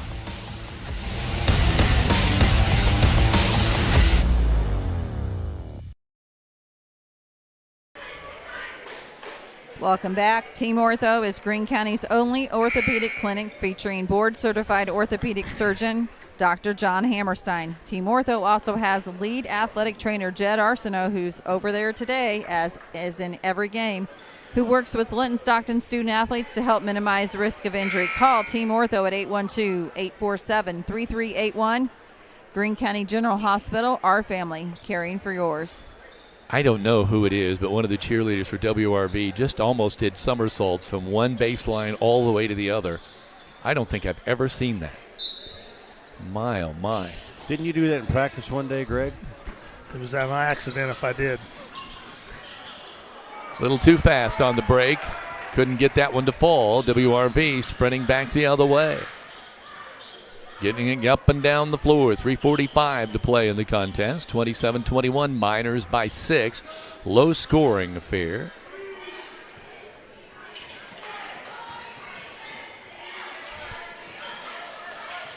Capehart with it on the right-hand side. Works it now over to the left to Lundy. Lundy wants to go back to Capehart. He backs it off a little bit. Now they want to work to the left. They go to Moreno. Gets it up and around one man with the ball, but they say he traveled. Boy, if it wasn't for that little rush in the last minute, there hasn't been a lot of activity from either team. There's there are a lot of turnovers. Probably a good thing we're not keeping those in the JV game because there's been a lot of them on both sides. I normally would jot those down, but maybe it was a premonition. Susan Rumpel, who's watching on YouTube, says, "Go Miners." Watching from home, Ian Motter is my grandson. Appreciate your broadcasting online. We appreciate you spending some time with us. Kingston Crane stepping up to the line. Gets the shooter's roll. He has 3 now in the game, gunning for his 4th. It's his first try from the line today. I don't even think he's taken a 3-point shot today, and normally he has. No, he hasn't. You're right. Normally that's where I think of Kingston Crane making his presence felt on the floor, but today he's showing us another part of his game, which is good to see. Under 3 minutes to play now, 28-21. The scoreboard. If you have a scoreboard job today, you're not a busy man. Backing it off now is Capehart on the right-hand side. He wants to come back over to the left. Gets it to Warwick Richardson. Well, I will say, though, when you run the scoreboard, you also run the clock. Yeah, good point. You run the timeouts. You run the fouls. Lundy is fouled there. I think he'll go to the line. So you do have. Make a good point, Heather. You do have. We had the opportunity to talk with Jeff Hall, who had set in on Thursday night's game and ran, and he says, "Man, this is a lot more work than what one thinks." Usually that's the case. He showed us that ring. Oh, I know. Oh my gosh! I mean, you'd have to lift weights just to wear the thing. Yes. Yeah. Very nice. Said he weighed it. 3.8 pounds. 3 pounds, 8 ounces. Are you kidding me? It looked like one of those Super Bowl rings. It was that huge. Ward weighed it today on his kitchen weight scale. So 3.8. 28-22 on the Stanger Home scoreboard. Second free throw, no good. A good rebound by Gage Sullivan. And I did have to kind of laugh because it says Hall and then it has BD I for know. bus driver. I said that means big deal.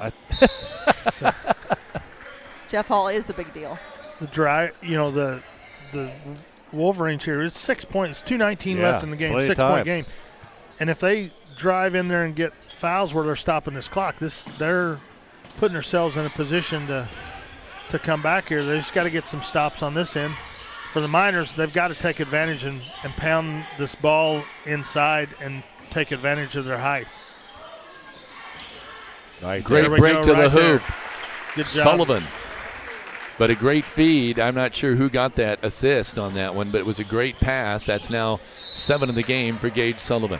And normally he makes a lot of his money, I say that facetiously, from the three-point line, Big D. But today he's been going to the hoop. Yeah. I think the second half, the Miners have been going to the hoop more. They're a lot less three-point shooting. So we want to say hello to Shane Dog Rimmel, who's watching his Miners from Ooh. Assembly Hall. Oh. From Assembly Hall? From Assembly Hall. Well, it's probably a better game here. Motter with the ball on the left wing. Kingston. Right side, Owen Smith on the wing. Out on top to big 6'5" Motter. Drake Netherland lost his dribble. Cross-court, dangerous cross-court pass, picked off. Nice move to the cup by number 34, Memphis Capehart. That's pretty. That was a good move there. 2-4-6. He has 8, and that makes it now a 6-point game. 30-24 Miners with just 1:22 remaining. Kevin, you and I have season tickets for both boys and girls. How many games have we went to this year? Don't say That'd be a zip.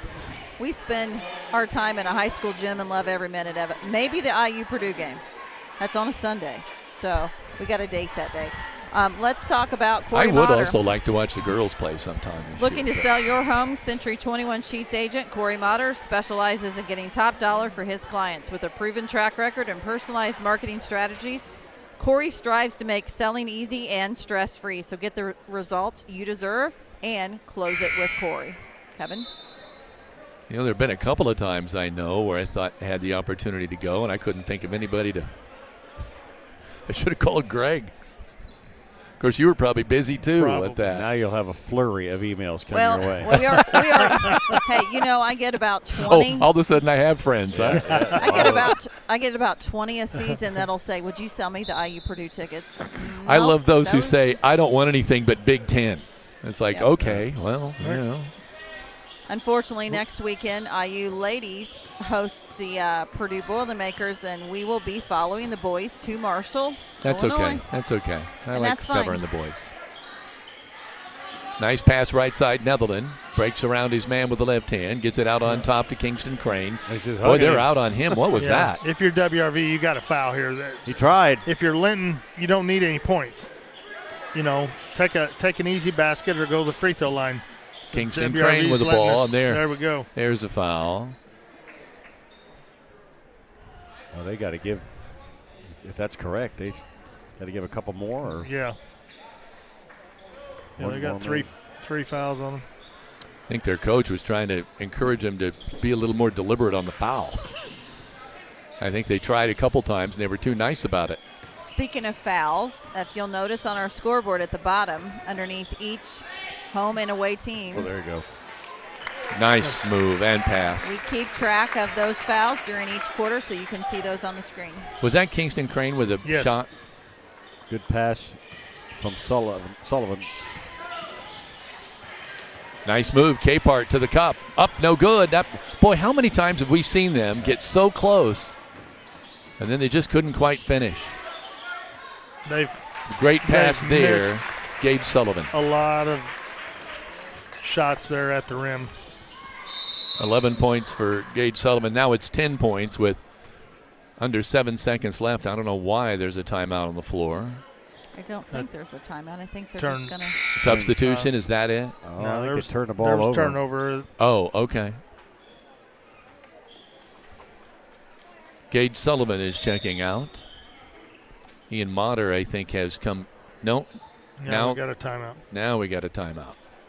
We're going to take a quick timeout. This is Rader Media Sports. Some see a student preparing for success on an exam. We see a student athlete preparing for success in life. Proud to keep education in front of athletics since 1903.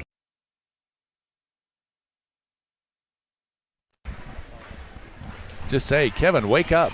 No, you're fine. Well, I'm trying to remember the name of the number 44's first name. I know Sam was the last name. Matthew Sams. Matthew. Sams with an S? Yes.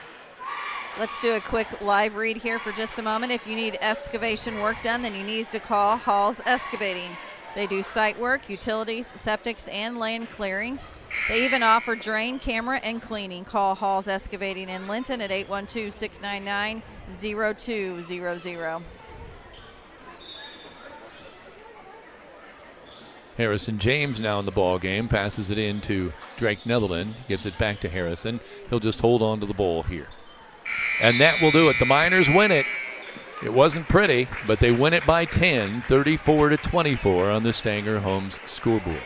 We will be back with the Jordan and Vaught Insurance pregame show of the varsity contest to follow when we return. This is Rader Media Sports.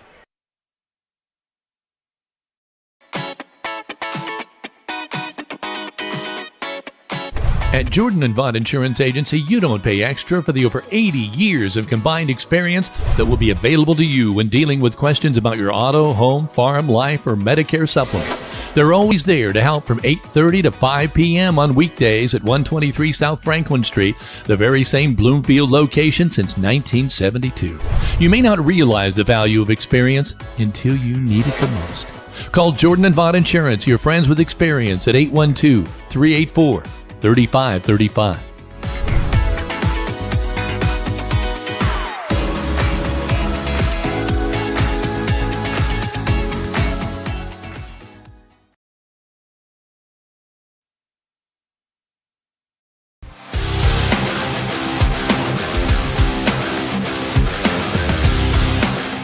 My name's Gary McBride.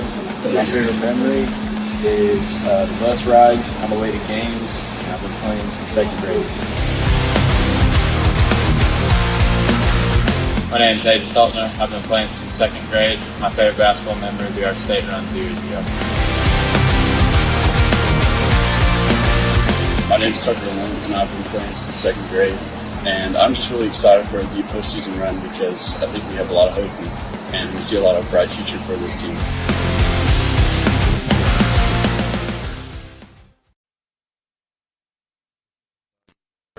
Welcome back to Rader Media Sports.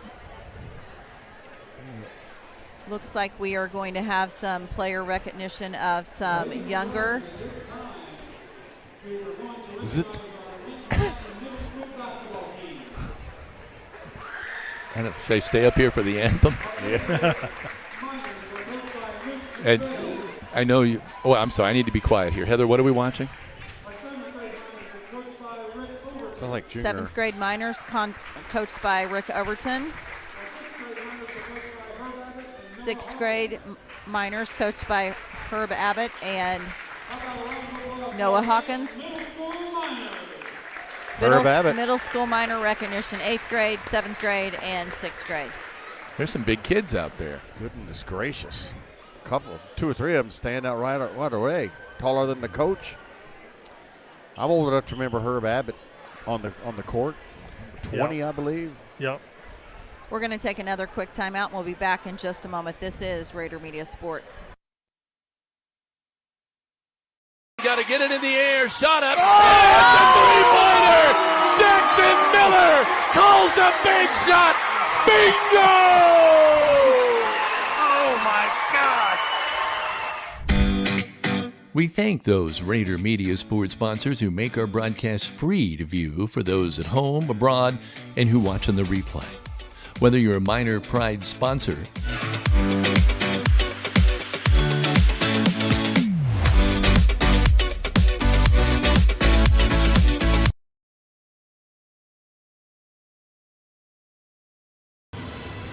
going to bring it right back as the Miners take the floor, and we'll get back to that promo in just a moment.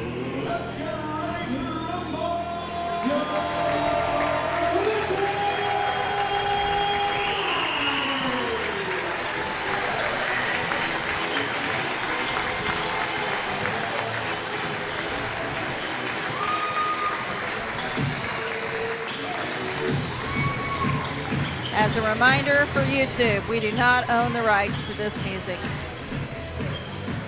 Boy, in our day, Greg, we just kind of ran out to the sounds of Sweet Georgia Brown being played by the band. We got entrances. if you were lucky. Yeah, we got entrances and theme music. And You know, I wait because in baseball, every time somebody comes up to the plate, they have their own song. I'm waiting for that to come to basketball. Go to a travel tournament for 8, you listen to the walk-up music. Some parents over there with a portable speaker playing. Oh, my God. Kidding. Are you kidding? No, I'm not kidding you a bit. Oh, my goodness. We're going to take a quick timeout to return to our promo. We'll be back in just a moment. This is Rader Media Sports. Got to get it in the air. Shot up. Oh! It's a three-pointer. Jackson Miller calls the big shot. Bingo! Oh, my God. We thank those Rader Media Sports sponsors who make our broadcast free to view for those at home, abroad, and who watch on the replay. Whether you're a Miner Pride sponsor,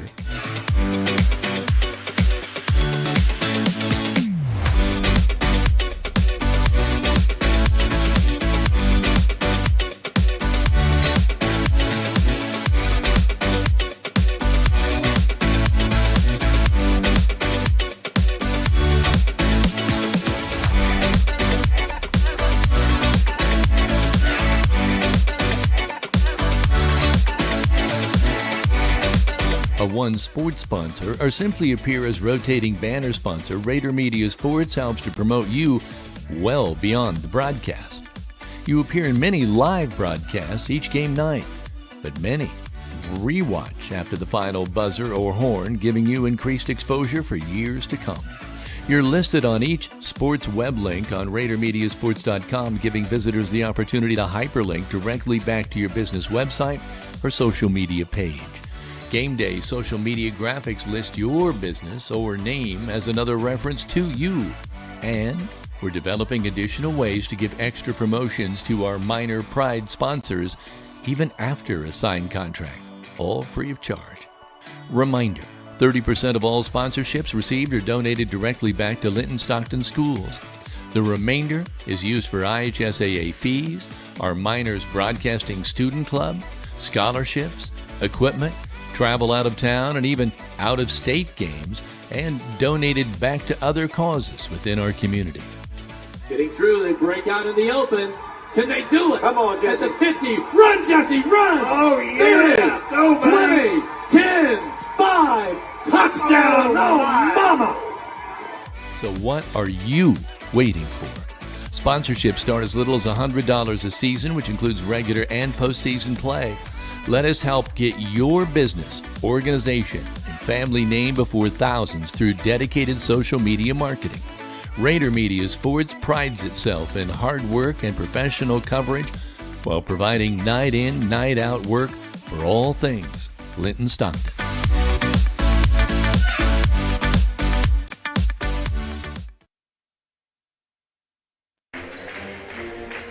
Welcome back to Rader Media Sports. At the broadcast table is Big D, Dan Phillips, Greg Elliott, Kevin Rader, and myself. And let's go through just a few of our sponsors that you will see tonight multiple times in rotation.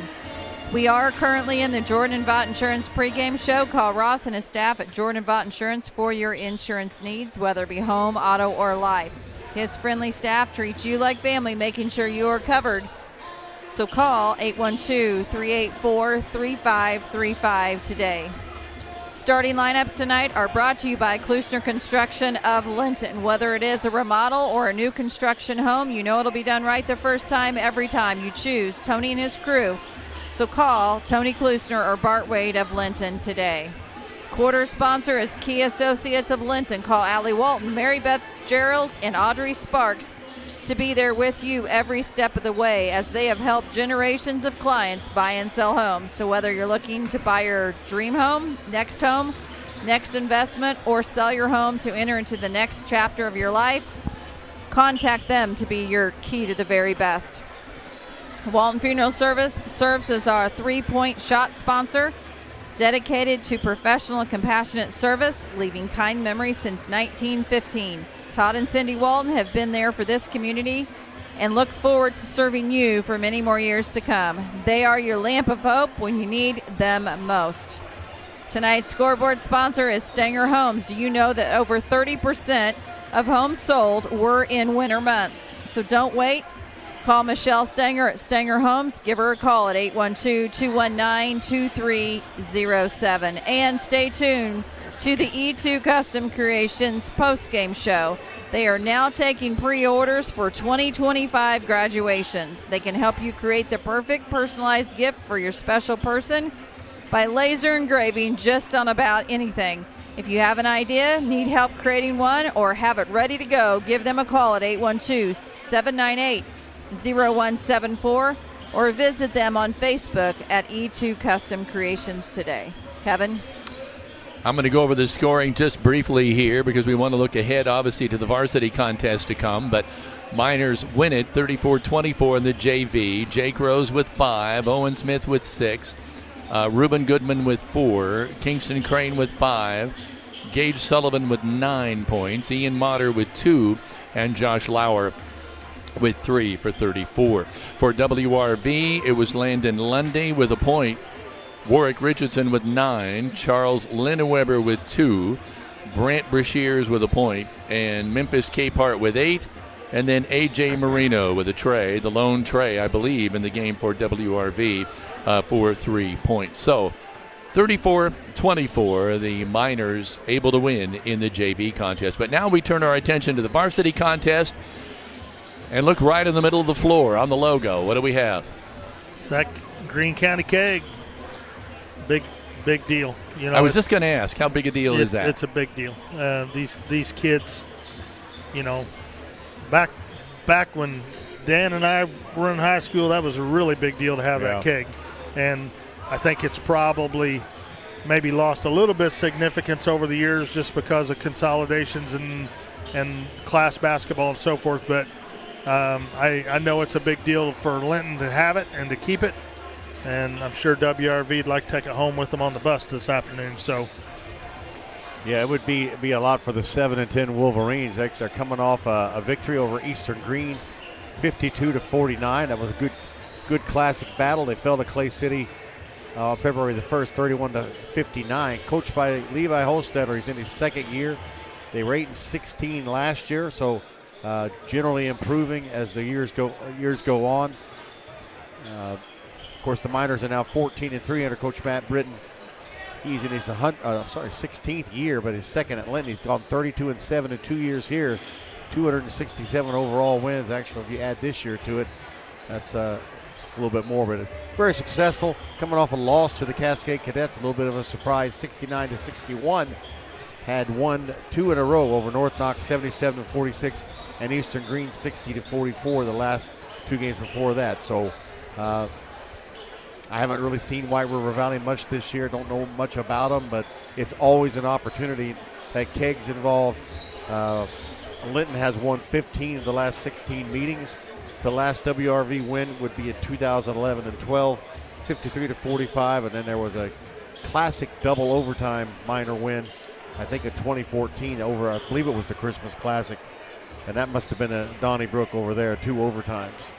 But there is a lot of history, as Greg kind of mentioned, the WRV being the Worthington Ramblers, the L&M Braves, and the Switz City Central Tigers. Those three teams were all bitter rivals, not only with each other, but with everybody in the county back in those days. Yeah. I've heard stories from my dad and my Uncle Randy about from playing Worthington Jefferson to Bloomfield and Worthington Jefferson to L&M, yeah, they were Switz City and so forth. And I sat through a game at L&M at Worthington in that classic gymnasium to the one side. And, what year was that? What year would that have been? I want to say in 1982 or 3.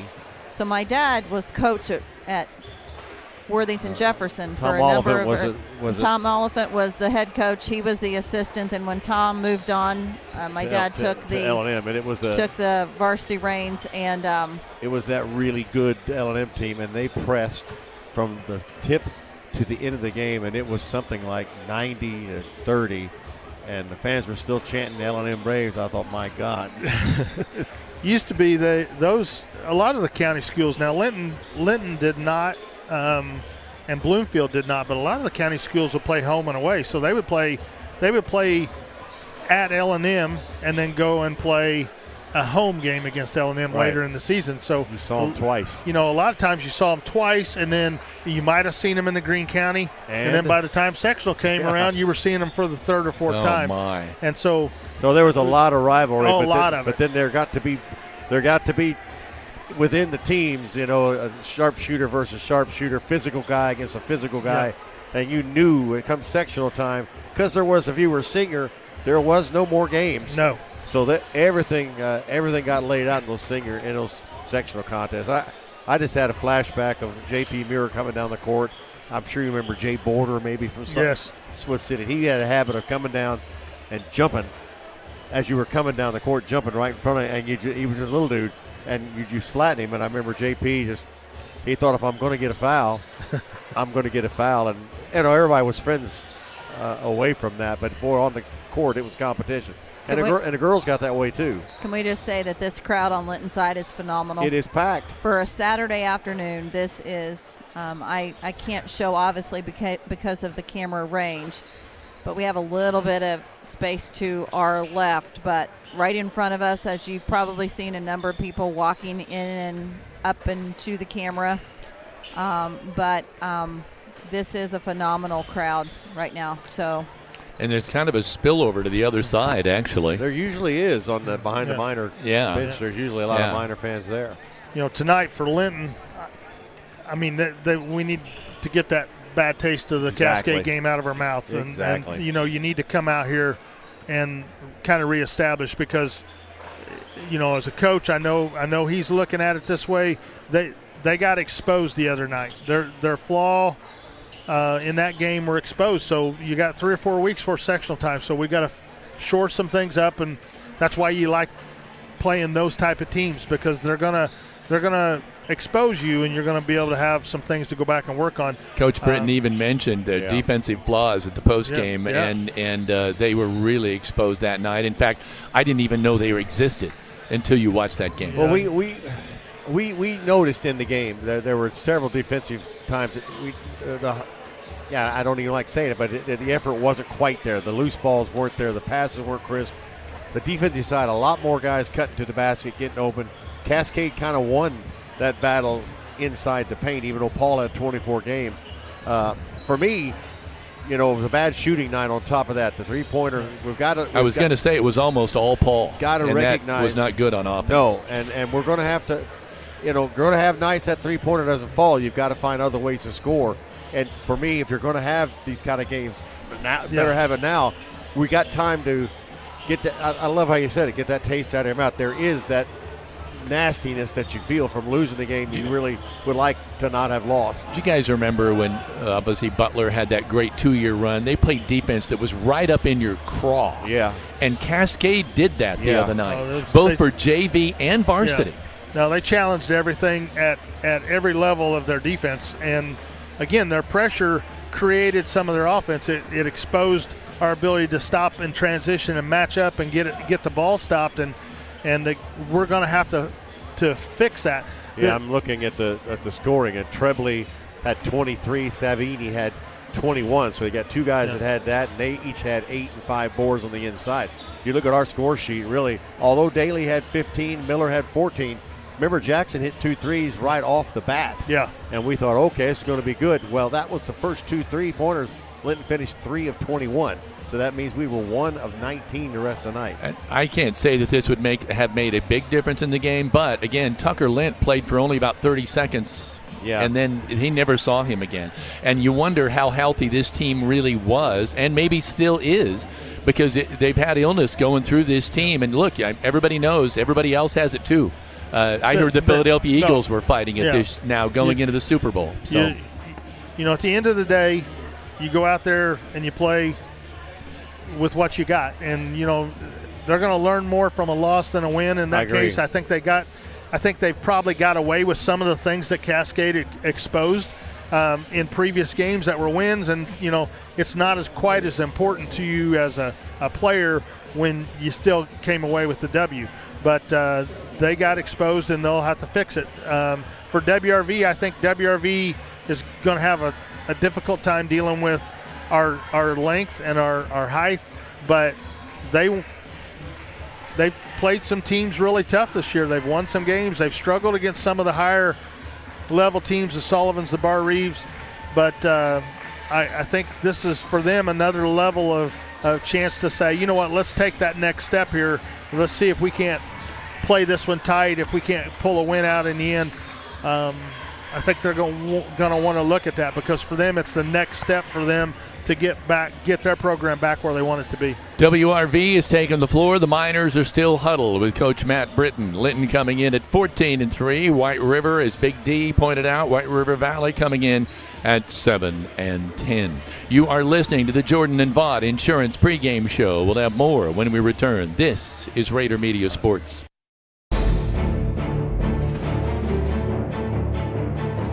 Whether you're looking to purchase or sell a home, the opportunity is better than ever. Take advantage of the falling interest rates. Real estate provides the highest returns, the greatest values, and the least risk. The best investment opportunity will not fit into a safe deposit box, but you can live in it. Go with the tradition of trust. When you are ready to buy or sell, call me, Michelle Stanger at Stanger Homes at 812-219-2307 and start packing.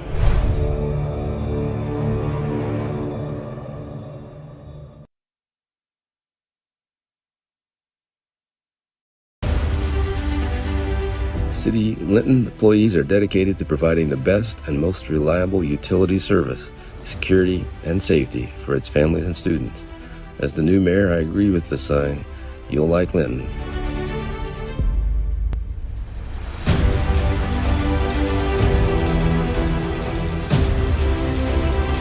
But you'll really love our Miners.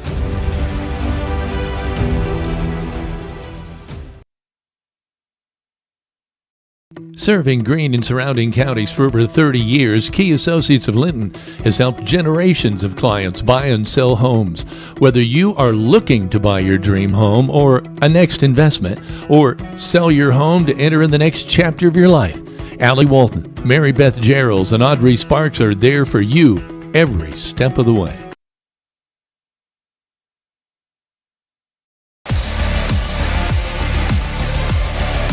Whether it's the classroom, the field, the stage, or the court, it's time for another production of Rader Media Sports, home of the Miners, on the Champions Network of the IHSAA.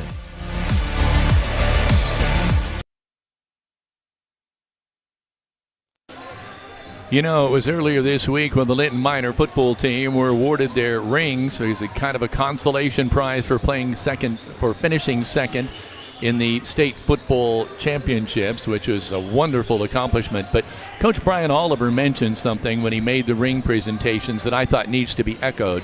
When he talked a little bit about, he said, you know, we went out, the Linton Miner football team went out there for the national anthem, and we found out later that we were the first team to have done that in years. And I think that's very interesting, and he said with pride, we will continue to do that. Yeah, and I just think there's something that needs to be echoed there as a tribute to the Linton Miner coaching staff and players. Watching the whole football season, I never saw, both teams were usually out there No, for that, I remember. but I not remember at the- one was not, I and remember one, I yeah. can't remember who right now who it was, and there's no reason to pick them out. But Yeah, yeah. I remember there was one team that did not come out, and we were a little surprised by that. But Got to mention real quick, the Hoosiers have pulled back. It's 53-46 with 11 minutes to go, so they've moved to within 7. Eye of the Tiger playing here as both teams now huddled up around their respective coaches. We're just seconds away from the opening festivities, which means, of course, the national anthem and the introduction of the starting lineups. The last thing I would say is looking at the minor schedule, there have been 3 or 4 games, when you look back, Owen Valley, the margin ended up being 10 or 11. Bloomfield, North Davies was 6. Those are the games the minors have kind of not played great, and then all of a sudden had to kick it in, and they won those games. The Cascade game is the one that they didn't. There the Miners are lined up for the national anthem already. WRV still huddled around their coach. We're just seconds away now from the start. Fans rising to their collective feet. Let's listen in. Ladies and gentlemen, at this time, would you please stand and remove your cap as the middle school minor cadets perform our national anthem.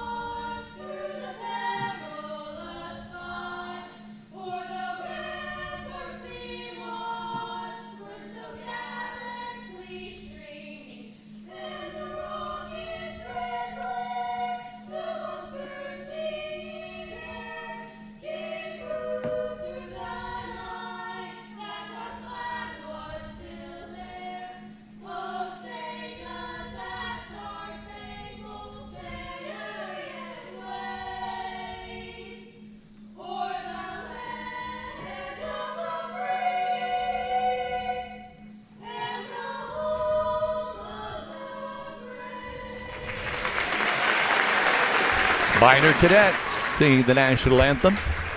Now we'll listen for the Klusner Construction of Linton starting lineups.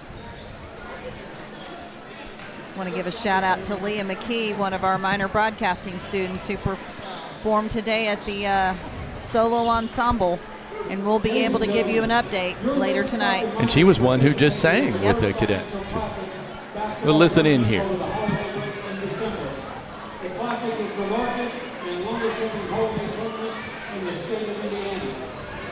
As a part of that tournament, media representatives from television, radio, and newsprint who attended the event were asked to each pick 2 players from the over 160 who participated to be included in the 2024 Media All-Tournament team. Paul Oliver for the second year in a row. Is honored for what now? I didn't quite catch it. For the tournament in Terre Haute.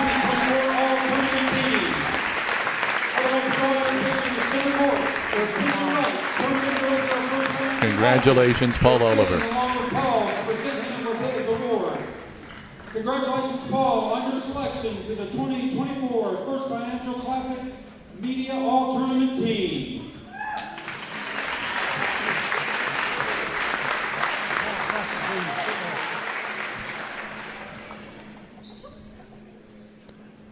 Now we'll wait for the Welcome basketball starting players to lineups. Linton, Indiana for tonight's varsity basketball matchup between the White River Valley Wolverines and your Orland Miners. And now the starting lineup for the Wolverines. Starting at guard, number 20, RJ Greenlee. Starting at forward, number 12, Eli Noel. Starting at forward, number 22, Lane Davis. Starting forward, number 34, Brant Roziers. And starting at other guard, number 24, John Powell. The Wolverines are coached by Levi Hostetter.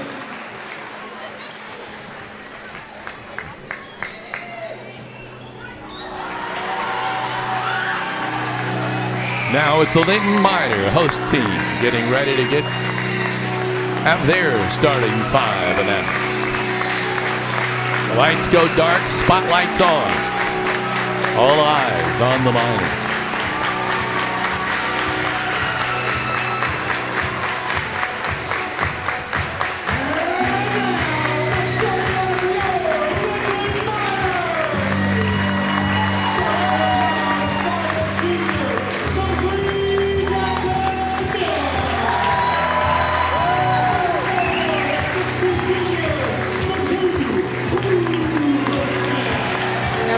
Cooper Smith.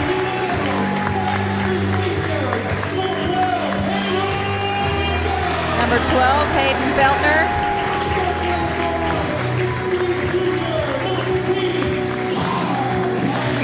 Number 15, Connor Daly. Number 11, Paul Oliver.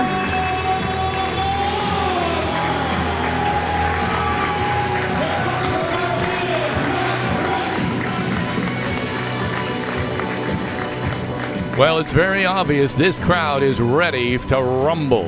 Now we'll find out if both teams are ready to do the very same thing.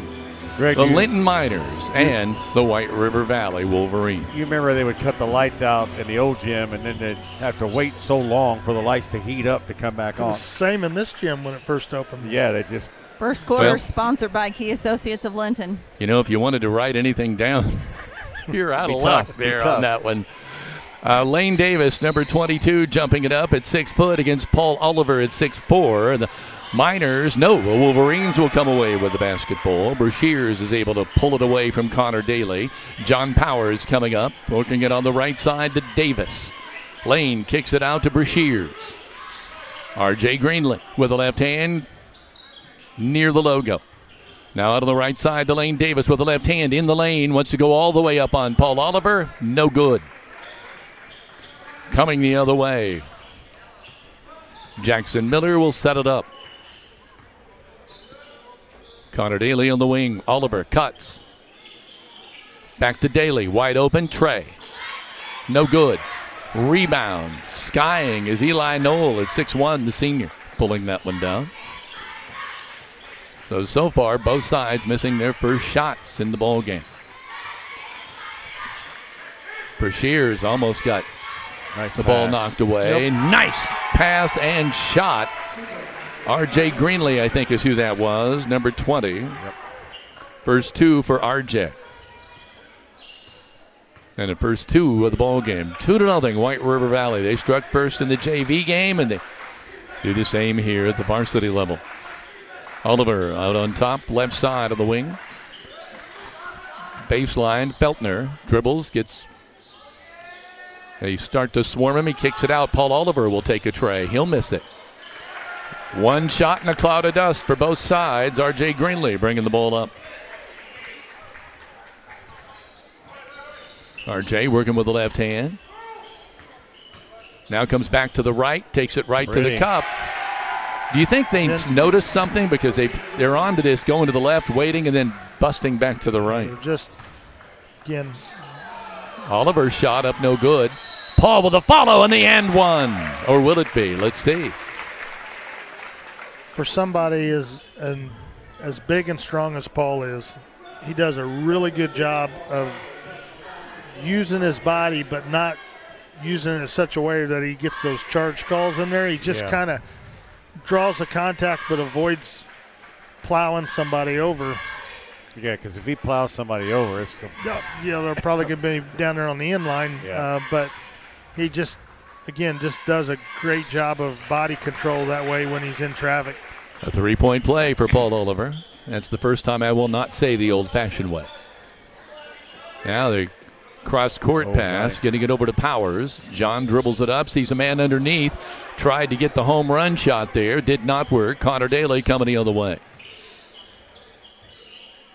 Now another cross-court pass, this time from the Miners. Boy, I remember when your coach used to yell at us about not doing that. Connor Daly with a shot. On the right wing, no good.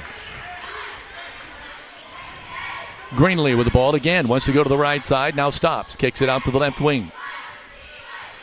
Powers. Greenlee. He dribbles the ball and he dribbles into trouble. Now gets it out to Noel. Eli puts it down with the left hand. Drives to the cup. Nope. Kicks it out. Brashears wanted the shot. Couldn't take it. They get it back out to Greenlee. RJ surveys the situation. Gets it over in the corner. John Powers, left hand. Top of the free throw line, no go. Noel gets the ball knocked away. Cooper Smith has got it. And he gets the and one. Oh, my. That was a useless foul. If you're going to foul, don't let him get up there. Don't give him a chance for the and one, that's for sure. WRV did a great job there of just being patient and moving the ball, screening and cutting. They're going to have to continue to do those things. I like the awareness by Cooper Smith to make sure where am I and who's around me. Yes. That's the second foul on. Missed the free throw, but Oliver with the rebound. Paul. Yep. 5 for Paul of the 7 for the Miners. Full court press. Oh, my. They say either bounced the ball or stepped on the end line. Did Lane Davis. Third turnover on the Wolverines. I kind of thought there was a little nudging going on. Well, listen, the pressure's there. And Jackson Miller. I'm sorry, Cooper, Greg, go ahead. No, you're good. Cooper cutting across lane there was open there. But, we're kind of one of those situations there where our pressure, here Harrison we are. James. It's 10-4. That was Miller. Jackson Miller. Pressure. You guys slap my hand every time I do that. There's a nice lay-in by Lane Davis. By the way, that was a Walton Funeral three-point shot for Jackson Miller. And Oliver has one of his own. First Walton Funeral Homes three-point shot for Oliver. 13-6 Miners. We're coming back up, going over on the right side. Alex Ball, shot up, no good. Alex is checked in the ball game. What was the call there? Travel. All right. The junior, 5'8" junior guard in the ball game. Jackson Miller bringing it up. Carson Daly, left side, Paul Oliver. Baseline, Cooper Smith, back to Connor Daly. Long shot by Jackson Miller, short. Coming the other way, Lane Davis sprints, gets the ball knocked away by Oliver, but he gets the rebound. WRV will stay with it. They thought there was a foul there. You heard the crowd. But nothing called. Powers with the ball, wants the tray. No good. Rebound pulled out of there by Jackson Miller. We're running the other way. Oliver with the ball. Miller, Oliver, Daly, Trey. Connor Daly with the Walton Funeral Service three-pointer, 16-6. Boy, when they fall, I tell you, it gives you some power, but Greenlee with the ball is having trouble getting rid of it. He finally does to Brashears. And now back to Greenlee, and they're across the timeline. Getting ready to check in is Tucker Lint. There's a shot on the left-hand side, or right side, no good by Brashears. Miners coming the other way. Again, Jackson Miller. Daly. Oliver wide open. No, off the back iron. Jackson Miller with the ball. Goes to the cup. He's knocked down, but misses the shot. And no foul is called. Miners are 3 of 5 in the paint, as are the Wolverines. Catch our breath here. Working with the ball on the left side. I think that's Powers. No, it's Eli Noel. That's Noel. It was Powers. Is it Noel? No. Okay. Shot on the right side. Deflected again by Paul Oliver. Connor Daly with a race to the cup, and he wins. 5 for Connor Daly. And that's it. WRV has seen enough. They want a timeout. It's 18-6, 1:46 remaining in the first quarter on the Stanger home scoreboard. This is Raider Media Sports. We use our sportsmen for everything around our property, like plowing snow all winter we can't wait to put it to work. Since 1973, Linton Cycle Sales. Welcome back to Rader Media Sports. Marsh Madness Sandhill Crane Festival is brought to you by the Friends of Goose Pond in partnership with Goose Pond Fish and Wildlife Area. Kickoff is Friday, February 14th and Saturday next February 15th, 2025 at Humphreys Park and Goose Pond Visitor Center. That's next weekend. Visit www.friendsofgoosepond.org for more information. And we've already got them at our house. They are beautiful to watch. Well, one of them actually came and started knocking on our garage door a couple days ago. Yeah, you showed me that on the garage camera. It was quite comical. Did you order pizza? Nope. The stork? The stork normally delivers something else. Different kind of Uber Eats there. Yeah. The thing with now WRV has done a great job of getting into the paint and getting some looks there, but the size is a problem. You've got to get up and get that shot off quick. You can't pump fake and head fake in there because we're going to collapse down. And Paul Oliver's got two or three. Two blocks. And Brashears looking for a cutter. And the ball goes back out over the center court line. Lane Davis with it, but they're going to call a foul. And Jake picks up 2 fouls real quick. So Tucker Lint is already in the game. Jake Rose is now going out, and coming in was back in again is Hayden Feltner, I believe. Working on the right side, Brashears. Gets the ball to Lane Davis. Lane backs it off. Gets it over on the left side to Powers. Hayden Feltner's getting a lot of deflections there on passes around top. He's going to get one here shortly. There's a shot on the baseline. Good shot by number 4, Alex Ball. Assist number 2 for Brashears. Nice move. Nice block. Good block. Coming the other way. Lane Davis dribbling into some trouble. Now gets it over on the left side to Greenlee. John Powers with the ball. Pivots. Gets it out on top to Alex Ball. Alex on the right side to Davis. Cross-court pass. Greenlee. Out on top, Powers. Back again to Lane Davis. There's a baseline jumper. No good. Carson Daly coming the other way. Connor Daly. Gosh, what is my problem today? We've called a lot of athletes this week, Kevin. There's a pass. Went right through the. Just sailed right through the paint. I don't think anybody's looking for it. I'm not even sure who that was intended for. It was for Hayden. They're just a little bit off. 1 second here to go. There's about a half court shot. No good. It's 18-8 now. At the end of one. So we'll be back with the second quarter action in the Stanger Homes scoreboard. This is Rader Media Sports. Call Brock Anderson for your home repair and building needs. With over 25 years of experience in the construction field, he strives to have you come home to quality. Call Brock at 812-798-5583, and he says, go Miners.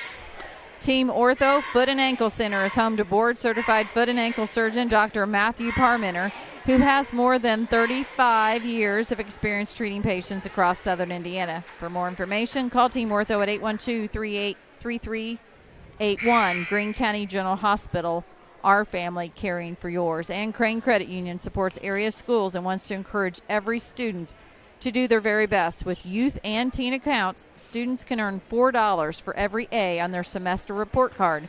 For more information, visit your local branch to find out more at cranecu.org. And as a reminder, Crane Credit Union has been in business 70 years this year. They're having a big anniversary celebration, so stop in. Boy, that's incredible. I didn't know that. 70 years? 70 years. 47% for the Miners shooting, 40% for the Wolverines. Go ahead. Second quarter sponsored by Key Associates of Linton. Sorry, Big D. That's all right. I'm all the way on the other end of the court. You can't see me. Left side, Reuben Goodman. Connor Daly now on the right.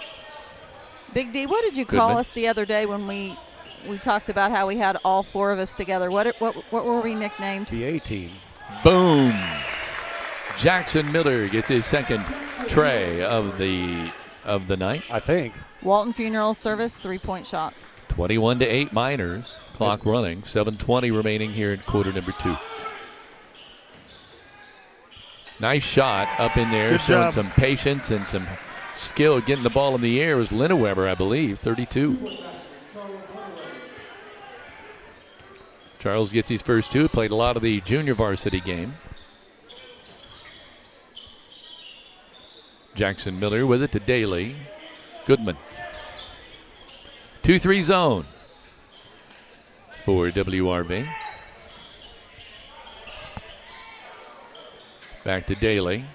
Another cross-court pass. Connor takes it in. Hop, skip, and a jump. Gets it back out to Jackson Miller. That pass picked off. That's why you play a zone. Lane Davis with the ball. Tough entry pass there from top key. Just a second turnover for the Miners. Hoosiers are within 2 with 4 minutes to go. No way. Yep. Alex Ball with the ball. Oops, gets it now to, I believe, to Greenlee. About the time you get it there. Now a spin to Davis. Yeah, about the time I get caught up. We're coming the other way. That was another look inside, Greg, that just didn't make it. Yeah. Jackson Miller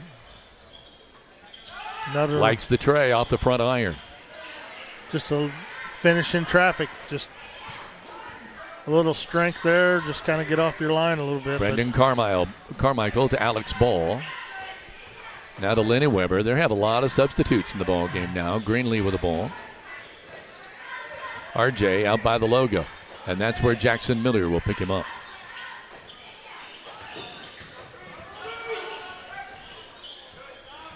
Lane Davis goes behind the back. A nice jumper. Nice sweet. Effort.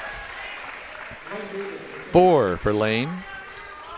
Game is tied at IU. Oh, I bet that crowd's going nuts. I can hear it already. Win one for the coach. Or Jackson Miller. Great pass, but they couldn't finish it. Feltner's fouled, who go to the line. Or I could say, the Hoosiers are showing Dusty May what they're made of. Whoa. See? Hayden did a See great what she job. did there? Yeah, I saw it. I'm a Dusty May We fan. know, I'm sorry. we know where she lies in who she wants at the job. Yes, Greg, go ahead. Hayden did a great job on the backside there of sealing that weak side defender off, and Miller just did a great job of seeing him there. Your head's got to be on a swivel with Jackson Miller with the ball, no matter where he's at. Greg, I kind of remember you throwing some passes like that in your day. Tried to a few. Wasn't anybody around that threw passes like Borders did over at Switch City. That's right. There's a name. Daly and Lint going out. Cooper Smith and Paul Oliver have come back in. He missed the second free throw. Go ahead, you guys. Knock you out. That is definitely a name. If you didn't have your head on a swivel. I had forgotten Played about some him. summer ball with him a few times, and you get hit in the side of the head once, and then you start looking. Cooper again. Nice job by and finishes. Coop there. Just really good job on the defensive end and finishes. I mean, he was blanketed the whole way and still was able to get the basket. Nice Rader replay there of Cooper. Fantastic. 24-12. It's worthy of a Rader replay. Alex Ball with it. Now gets it over in the corner. And it goes out of bounds off Linneweber, or did it? No, off the Miners. Nobody on that. It'll stay with White River Valley. 24-12 here. 4 minutes, 31 seconds remaining here in the first half. Miners on top on the Stanger home scoreboard. Lane Davis with the ball. Uh-oh. Loses it. Gets control again. Boy, Cooper Smith is fast. He was down on the floor angling for that ball. RJ Greenlee with it. But he's not doing anything with it. 5 seconds. I don't know what he was waiting for there. Good effort by Jackson Miller. That's going to be turnover 6 for White River Valley. Miners tonight much better. Only 2. And also 5 of 8 in the paint, which is vastly a good way to go. Although it's amazing how you can do without 2 6'5" towers in there. Yeah. Huh? Working on the left side, Oliver, Cooper Smith, Goodman, Daly. Boy, that's moving. Yep. That's Good moving the ball. Movement. Yep. A Walton Funeral Service three-pointer, his second already. He's got 8. Goodman with the feed. Greenlee, nope. Yeah, that was Greenlee. Now to Davis. Right side, Lenny Weber. He's in trouble. Goodman all over him. Oh, yeah, he had foot. I think the ball hit there. Ball hit the line, but it was going to be picked off either way. That's 3 turnovers in a row for the Wolverines coming down, and substitution I think is 12. Paul, the referee, and Paul, somebody in the crowd said something. Paul turned around and said something, and then I think he's talking to the little kids in the front row. The referee, I think, asked him if he was done. Going over on the right side, Daly. Oh, a good placement pick up there by Paul Oliver, because that ball would have sailed right out of bounds.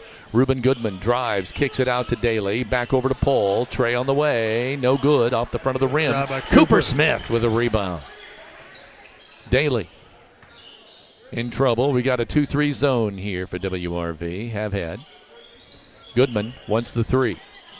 Shot no good. Right Rebound right off the chops of Jake Rose. But we're coming the other way. Lane Davis with the ball, dribbling with the left hand, wants the tray from top of the key, and he gets it. Walton Funeral Service 3-point shot. He has 7. 27-15, 12-point advantage. Nice. Beautiful. Nice feed. And 2 nice passes there. Jake Rose knew what to do with it. First 2 for Jake, the freshman. 29-15 Miners. Davis wants to drive. They close that up. Great defense. Goodman with the lead pass. Jake Rose with 4. 31-15. Stanger home scoreboard. So there a Rader replay of Jake to the hoop. Noel with it over on the left side to Brashears. Back to Noel. Drives, pulls back. Left-hand corner jumper on the way by Powers. No good. Rebound, Cooper Smith. He's done his board work tonight. 3 boards for him. Cooper kicks it back. Oliver fakes the tray and then just holds off and waits for the offense to get set. Underneath to Cooper. Now he goes cross court to Connor Daly. Connor in the lane, and they're going to say he was fouled before he ever got the opportunity to shoot the shot. I'm seeing some reports out of northern Indiana that snow is starting to head into Indiana, and the consensus is they're worried that some of the northern schools may have to postpone sectionals tonight. So there's some good discussion going on social media about nice feed. What will happen with that? Jackson Miller to Paul Oliver. They have to start playing games on Monday, then that pushes everything back. Well, it pushes, the regionals will stay intact, and some of the schools are asking, how many days of practice is that going to give some of these ladies to practice? Davis, shot no good. Connor Daly with a rebound. But we all know weather can change. Oliver, great pass underneath to Tucker Lent. Tucker gets his first 2. Great assist from Paul Oliver. Much he had better. to thread the needle. That was like a quarterback shot there. Greenlee backs off on the baseline. Now wants to bounce it into Noel. He turns around. Shot no good. Rebound would have been Connor Daly, but somebody sailed over his shoulder. I think it was Lane Davis. 22 going to get that foul, and my quick IU report, 2:25 to go at 61-59 Wolverines of Michigan. Miners are doing a good job of sharing the basketball here. It is much, much improved. Just movement's better, cuts better. There you go. An alley-oop feed to Paul Oliver. You know everything's going right. We're in seconds now, remaining in this first half, 35 to be exact, 37-15 in the Stanger home scoreboard. Miners on top. Makes you appreciate Cascade's defensive effort from the other night. Yes. Powers pivots. Now they get it over in the baseline, and they're trapped. Noel with it, kicks it out. Now they get it to the corner. It was a right idea, but R.J. Greenlee couldn't pull it in. That is turnover 8. They're saying it's minor basketball, and there must have been a little discussion about that.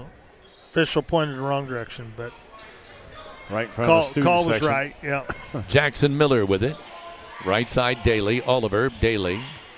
Jackson Miller, Daly, the tray at the buzzer. No good. He hits the deck. Miners trying to get it back. They cannot. And that is going to be the end of the first half of play. The Miners have an impressive 37-15 advantage over White River Valley at the intermission. We'll be back with a halftime show when we return. This is Rader Media Sports. Some see a wrestling match. We see a 6-minute lesson in grit.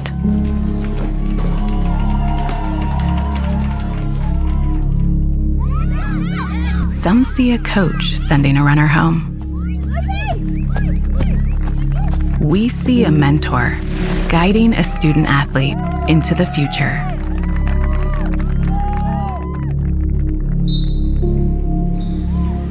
Some see a volleyball match. We see a student athlete learning how to be poised under pressure.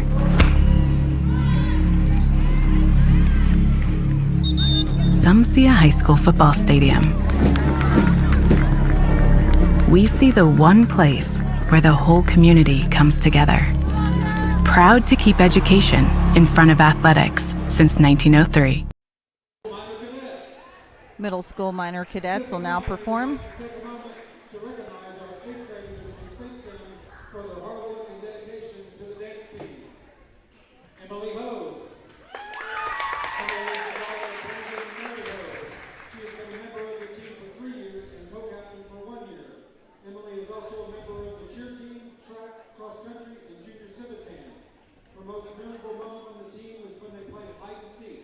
Congratulations, Emily.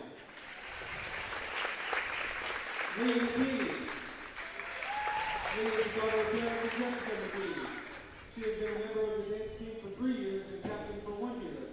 Leah is also a member of the tennis team, theater, choir, National Junior Honor Society, and Junior Civitan. Her most memorable moment on the team is when she, Kaylee, and Addie were hiding on a toilet during a game of hide and seek with her team. Next year, Leah plans to join the HS Rifles and flag teams. Congratulations, Leah. She's also a member of our minor broadcasting club. Kaylee is our brother, Crystal Gumberly. She has been a member of the team for 3 years and captain for 1 year. Kaylee is also a member of the National Junior Honor Society, Junior Civitan, Tuck Dynasty Cheer, Band, and Track team. Her most memorable moment on the team was at last year's party when her scavenger hunt took over the loudspeaker at Walmart to announce to the losing team that they had lost.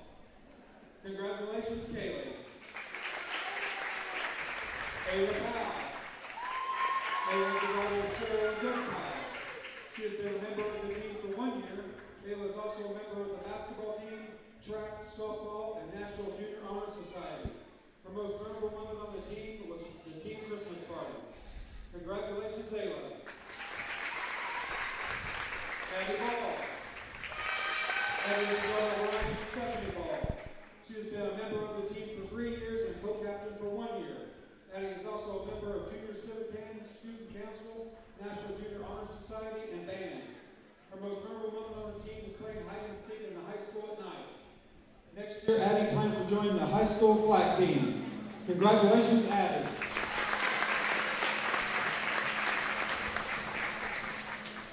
The middle school minor cadets will be performing their routine to Brutal by Olivia Rodrigo, choreographed by 8th graders and Kendra Bedwell.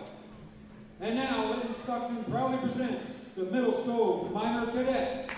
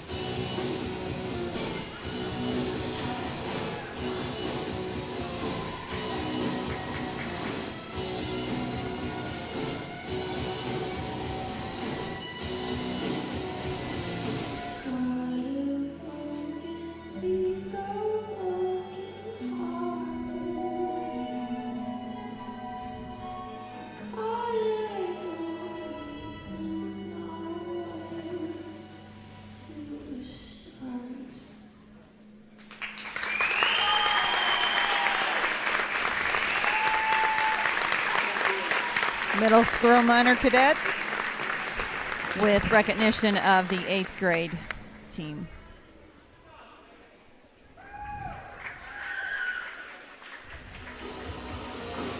We can go over the scoring here now from the first half. I think they're done. Are they done? I'm sorry. I thought they were done. Just doing a little encore. Is that what it was? I think so. Cooper Smith with 4, Jackson Miller with 6, 2 trays, Paul Oliver with 12, Hayden Feltner with a point, Connor Daly with 8, Tucker Lent with 2, and Jake Rose with 4 for 37 there. 7 minors scoring. White River Valley coming up with 15 points at halftime. R.J. Greenlee with 4, Lane Davis with 7, Alex Ball with 2, Charles Linneweber with 2 as well. So they had 8 points at the end of one quarter, and then 15 for the halftime now. The Miners had 18 in the first quarter and 37 at the intermission. Big D? The big points I would see is Linton shot 70% in that second quarter, kind of came alive on the outside, but yet they're 9 of 12 on points inside the paint, so that's 18 points have come from inside. White River Valley's had the chances. They have 5 of 9 inside the paint. Those 4 other ones, that would be 8 points if they could have converted on there. Overall, the shooting percentage for the Miners right now, 14 of 25. They are 56% from the field. From inside the three-point range, they're 75%. That means those points in the paint. And then 5 of 13 from three-point land, that's 38%. 2 of 4 from the stripe for 50%. For the Wolverines, 7 of 19 shooting overall, that's 37%. Inside the three, they're 46% at 6 of 13. Not much luck beyond the stripe, though, of the arc. It's 1 of 6 for 17%. They've yet to be at the free throw line. Turnover-wise, not bad for either team. 7 for White River Valley. Excellent night for the Miners with just 2. 12 boards for the Miners, led by 3 each from Connor Daly and Cooper Smith. Miners with 4 offensive boards. White River Valley has 8 rebounds, only 1 on the offensive side, led by 3 from R.J. Greenlee. I think the one we want to look at, Paul Oliver, is 4 of 5 from two-point land, 1 of 4 from three-point. He's overall 5 of 9, 1 for 1 from the free throw with 12. Got 2 assists as well. Talked a little bit about Connor Daly. He's hit 2 3-pointers, 2 of 4, 3 of 5 overall. So he's shooting well. Also has 3 rebounds. The guy, obviously, for White River Valley, keeping them in the game is Lane Davis. 2 of 6 from the field. 1 of 3 of those are going to be 3-pointers. He's got 7 points and 4 from Greenlee. So pretty good job. Just a different look by the Miners. A lot more confidence and moving the ball real well. That's why they have a 37-15 advantage. We're about a minute and a half away from the start of the second half. Let's take a break. This is Rader Media Sports. After high school, I worked in a couple factories, and then my dad convinced me to go to the apprenticeship program. As I have pension, I have health insurance, I have an HSA, am paid while I'm learning and training. Like being able to see what work I've completed. They'll be able to go to school and get paid while they go to school, still receive a college degree, and they'll be making a great career salary-wise once they finish.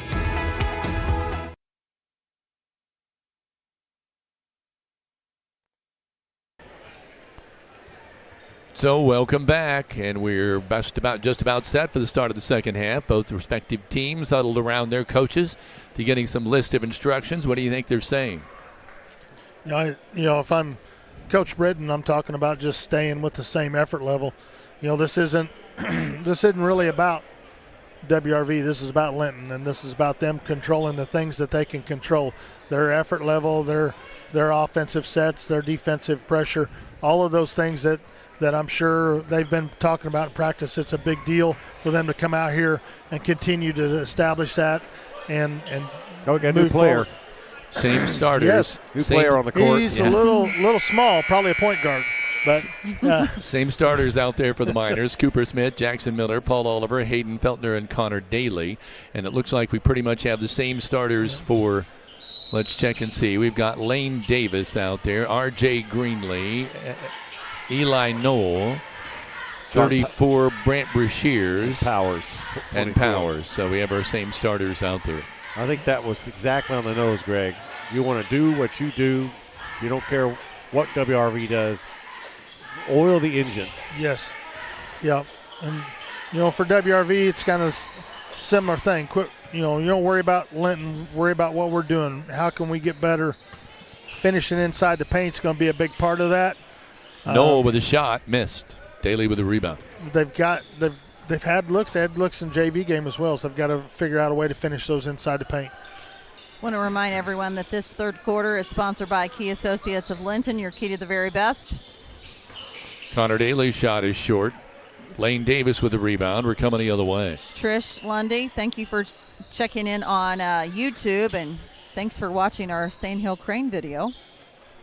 John Powers over on the left to Noel. Oh, offensive foul. I'm not sure. I was watching the ball, and that was away from the ball. Did anybody see what happened there? Looks like a screen situation. Moving screen up top. Going to be on Powers, his first. Cooper Smith to inbound.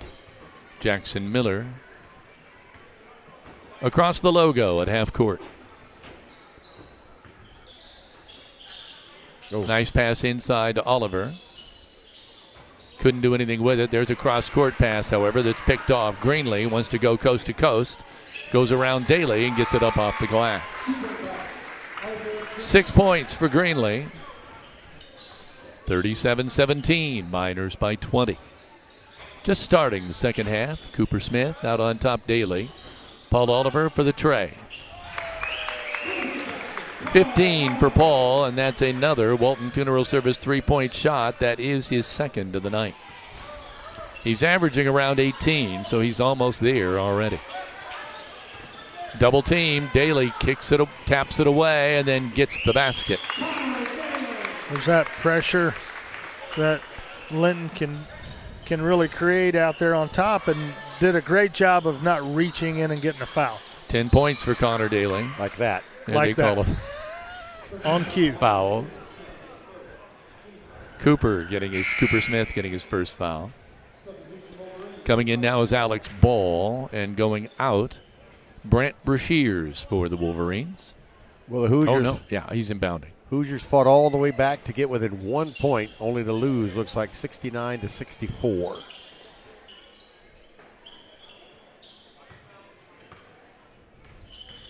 No. Little shoulder there, but didn't help much. They tried to go inside, and it's knocked away. Cooper tried to come up with it, could not. We got a loose ball on the floor. We got kids, we got balls. It's a family affair here watching the Linton Miners. There they get it in. John Powers with it on the left wing. John backs it up. Gets it to Greenlee, the point guard. Jackson Miller is on him. Ball with it. Daly's on him. Oliver anticipated that. Misses on the... Tried to drop it in, but it was great defensive play. Lane Davis said, I'm not going to let you get away with it. So Oliver will have to earn it at the line.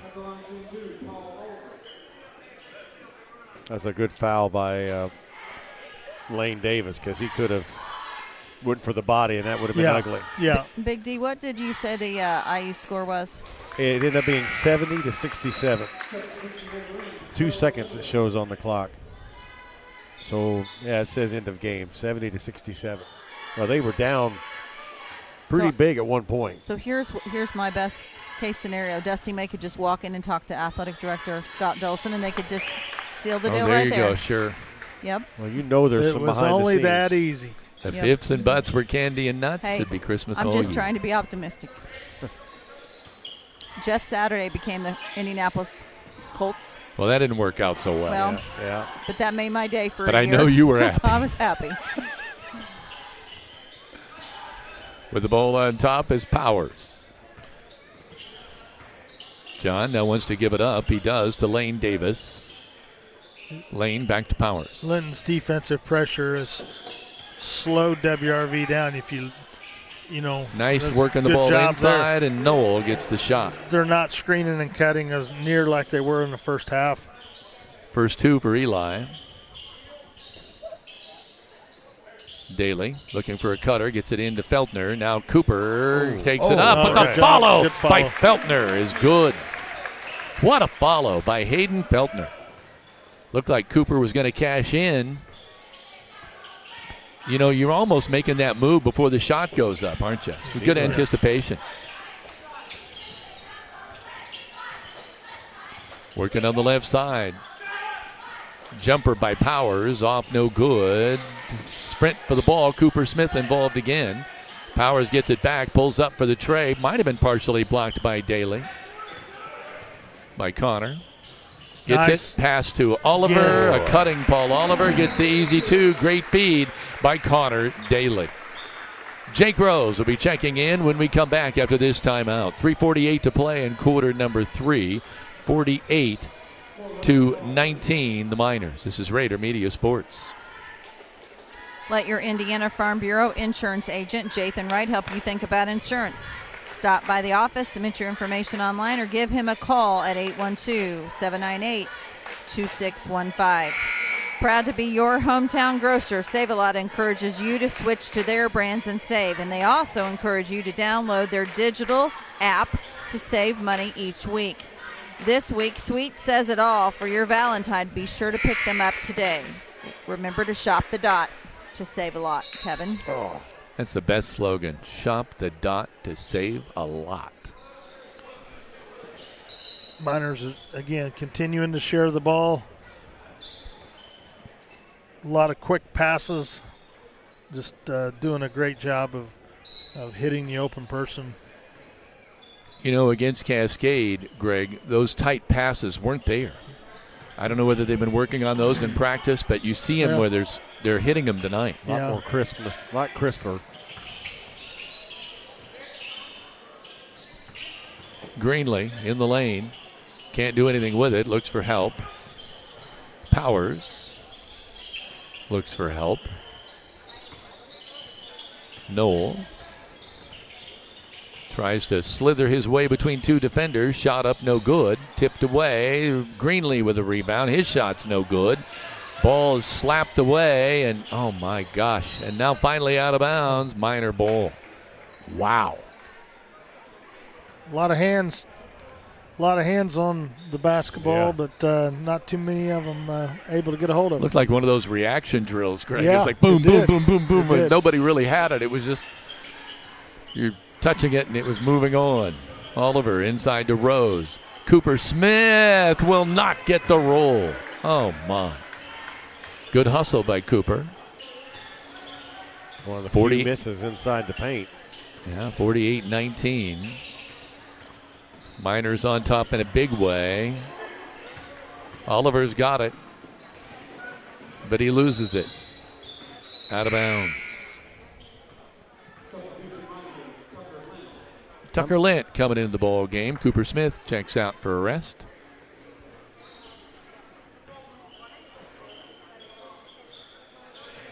Oliver's tray. Surprised that they didn't even recognize Paul stepping in out there. 22 for Paul, and that's a Walton Funeral Service three-pointer. Can't leave him that wide open. Nice backdoor cut, and then a great feed to number 22, Lane Davis.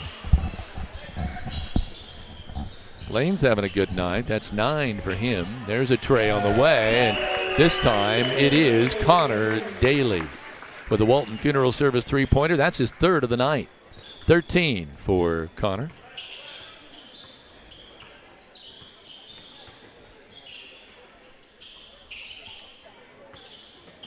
Oh, Connor was anticipating but didn't anticipate the movement by Noel and bowls him over almost.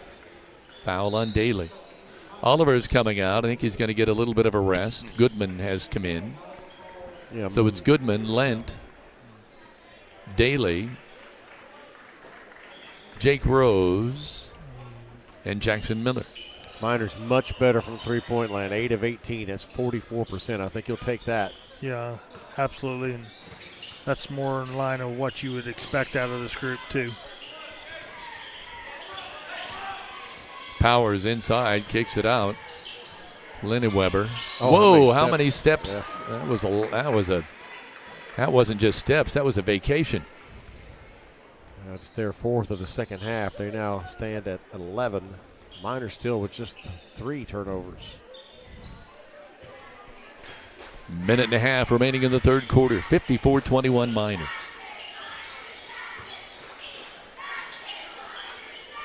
Looking inside, Jake Rose kind of sneaking his way back to the baseline. There, tried to sneak a pass through, but Goodman's pass is intercepted. We're coming the other way. But Goodman and Lint look an awful lot alike, don't they? The ball like tipped out of bounds. When they're both out there at 132 and 120, it's like they really do. It's like when they're moving, it's hard sometimes to tell the difference. There's a jumper on the left-hand side off the back iron. No good. Daly with a rebound. Head up, crossing this half-court line.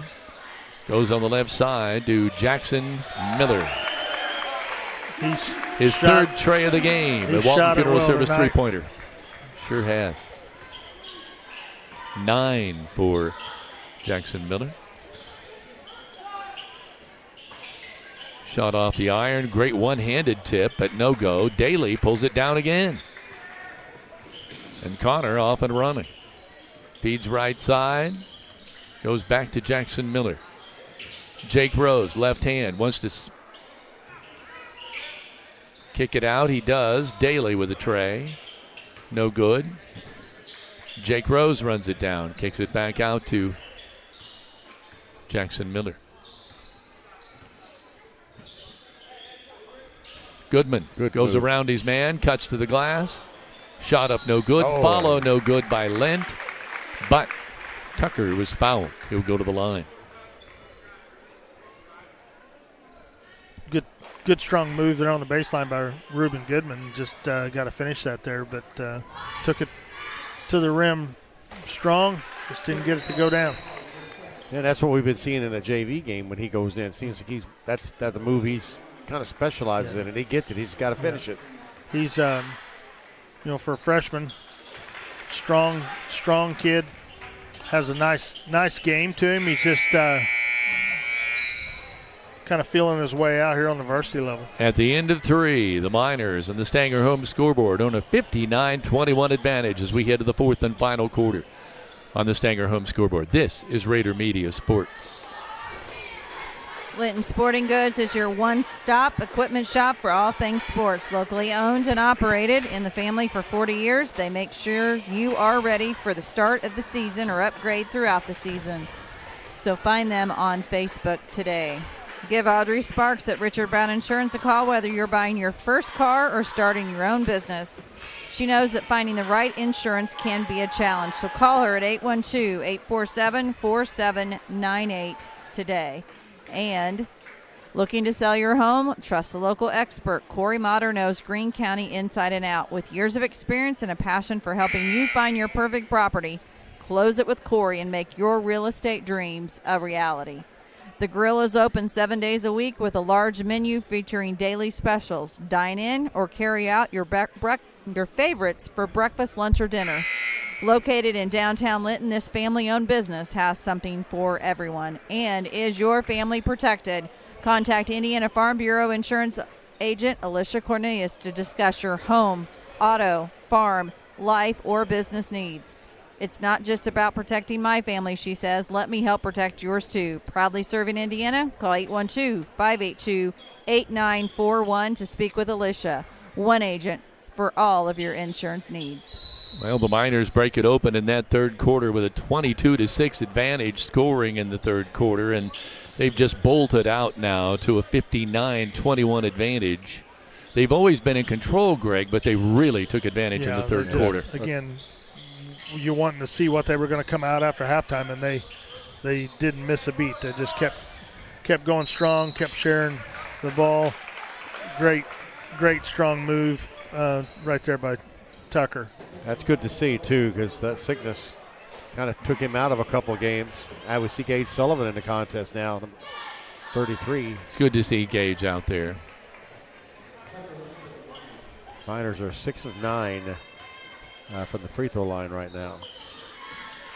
There they get that second one to go. 5 points in the game now for Tucker.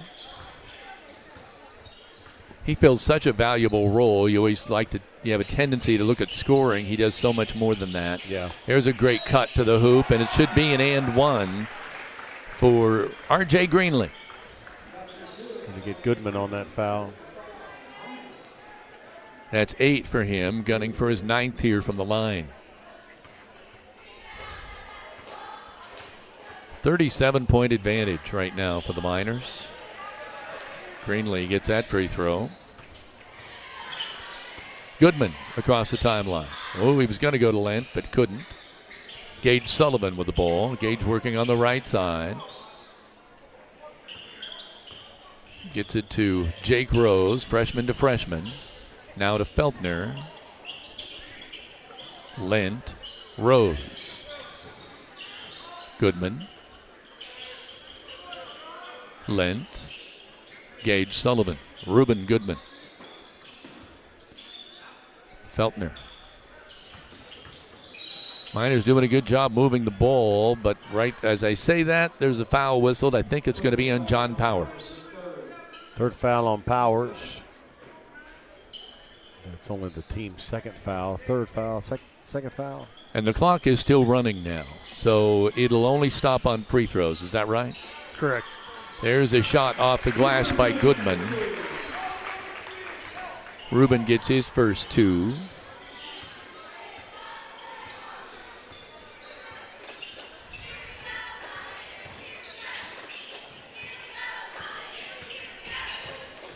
Ball slips and falls. Jake Rose tried to steal the ball away, but I'm not sure what happened there. What's the call? It's a jump ball. Jump ball, possession to the Wolverines. Feltner out, Cooper Smith in. Eli Knoll coming in, and going out is John Powers for WRV.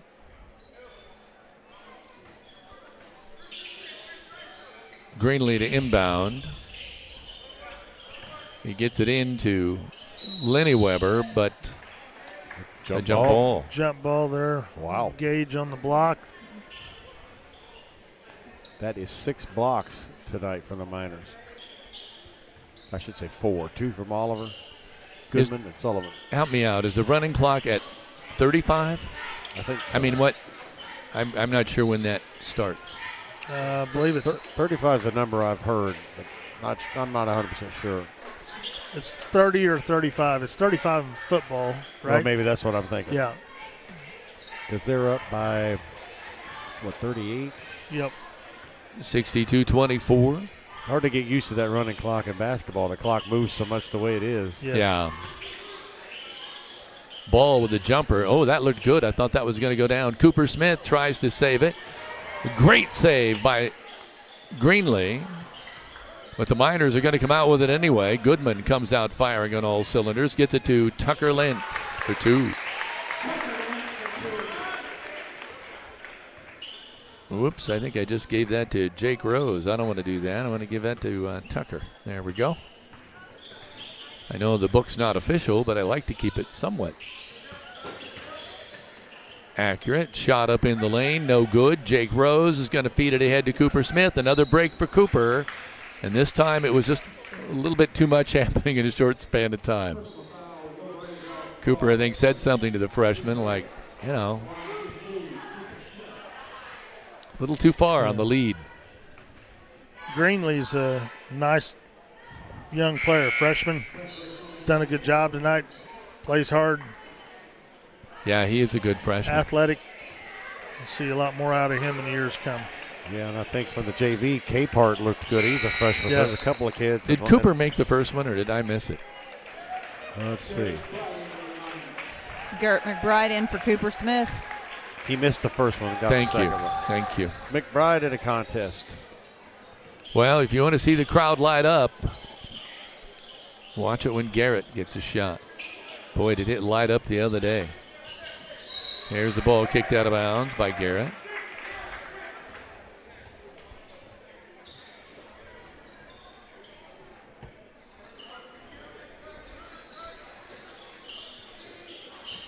WRV inbounding the ball. Brashears. And Knoll. Now out on top to Greenlee. Goodman on him. Were you noticing the elbows too? Yeah. Both sides, by the way. I didn't mention it because they were both throwing them. Goodman with the ball on the left-hand side. Gage Sullivan out on top. 3 minutes, just a shade over 3. 65-24. Miners on top. Goodman with the ball. Running clock is 35, I'm told, on my magic watch. I don't know if that's accurate. It makes it easier to remember both of them being 35. Melody threw us. Her son Brock is an official. So thank you. Thank you. It's the official word. I'm telling you, if you ever have a question, take it to the audience because they know. Love it.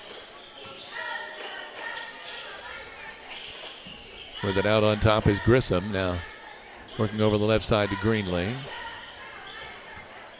Knoll.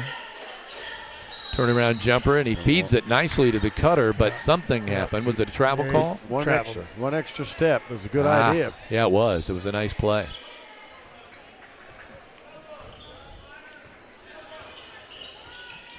Just over 2 minutes to play in the ball game now. It's academic. Miners are going to keep the keg. Where does a keg go, by the way? Does it stay at school or? Probably in the trophy case. I'm asking all these questions, aren't I, tonight? Trophy case, I would expect. Jake Rose with a left-hand drive, a runner, no good. Rebound on the floor, and it's what I always call a scrum. I wouldn't expect it to be any place but a trophy case at the school. Well, it should be. Now they're going to get a host of other people in here. I think with Brent Anderson, I think she kept that thing in her room. The way she talked, it wasn't going anywhere. But Owen Smith has come in. Drake Netherland has come in. Kingston Crane has come in. Garrett McBride is still in, and Gage Sullivan is still in. So both teams are clearing their benches now, which is a good thing to see with a little over a minute to play. Let some kids get some varsity time. Drive with the left hand, a runner up, no good. It must have been Greenlee, I think. I think it was 30. Oh, 30. That's Buskirk. Dawson Buskirk. Please, everyone, stay tuned to the E2 Custom Creations post-game show for a wrap-up of game day stats, as well as Coach Britton. Great shot there by 32, Lenny Weber, who, as I said, we saw a lot of in the JV game.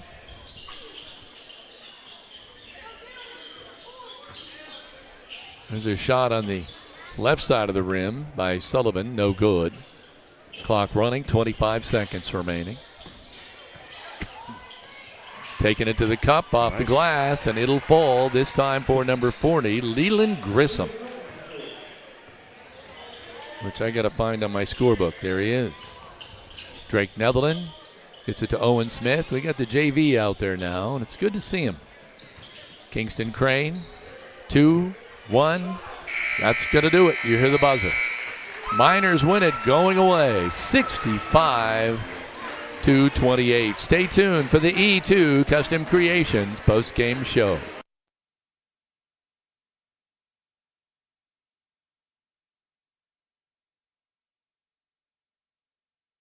E2 Custom Creations, we know that every memory has a story. Every time we sit around with family and friends, we share those memories. When we pull the boxes of old pictures out of the closet, we revisit those memories of our past. Whether it's a photo or a special moment with family, a picture of a loved one who has passed. When you think about that moment, there's a memory that goes with it.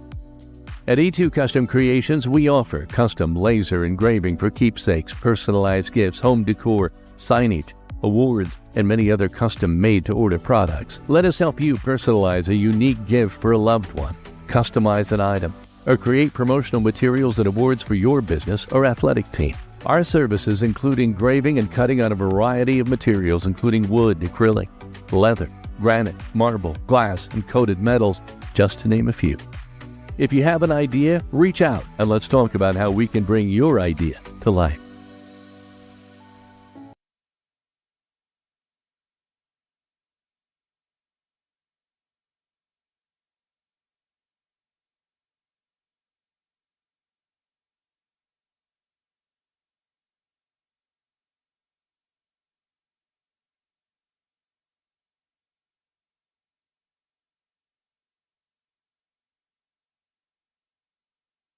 Welcome back to the E2 Custom Creations post-game show, and let's check out the scoring here. First of all, for Linton, they've got Cooper Smith with 5, Jackson Miller with 9, Paul Oliver with 22, Hayden Feltner with 3, Connor Daly with 13, Tucker Lent with 7, Jake Rose with 4, and Ruben Goodman with 2. Miners 8 for 12 from the free throw line for 65 points. For White River Valley, dropping now to 7 and 11. They had 28 points on the night. R.J. Greenlee with 11.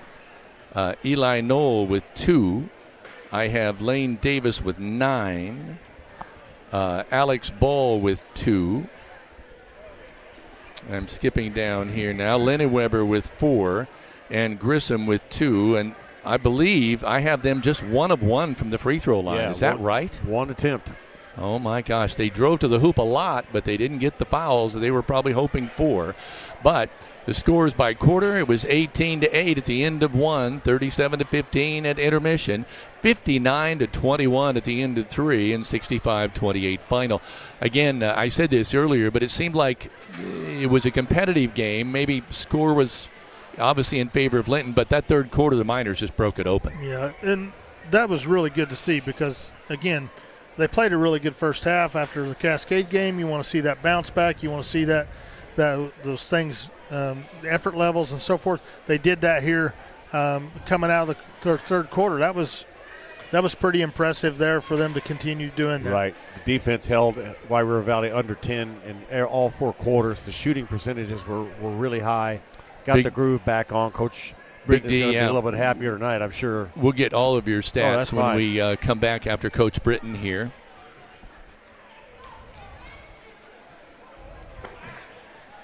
Coach Britton, first of all, congratulations. An impressive win tonight, 65-28. We were talking, there's so many things that I know you'll pick out of the game, but I really thought that third quarter when you came out after halftime, you just opened the game up.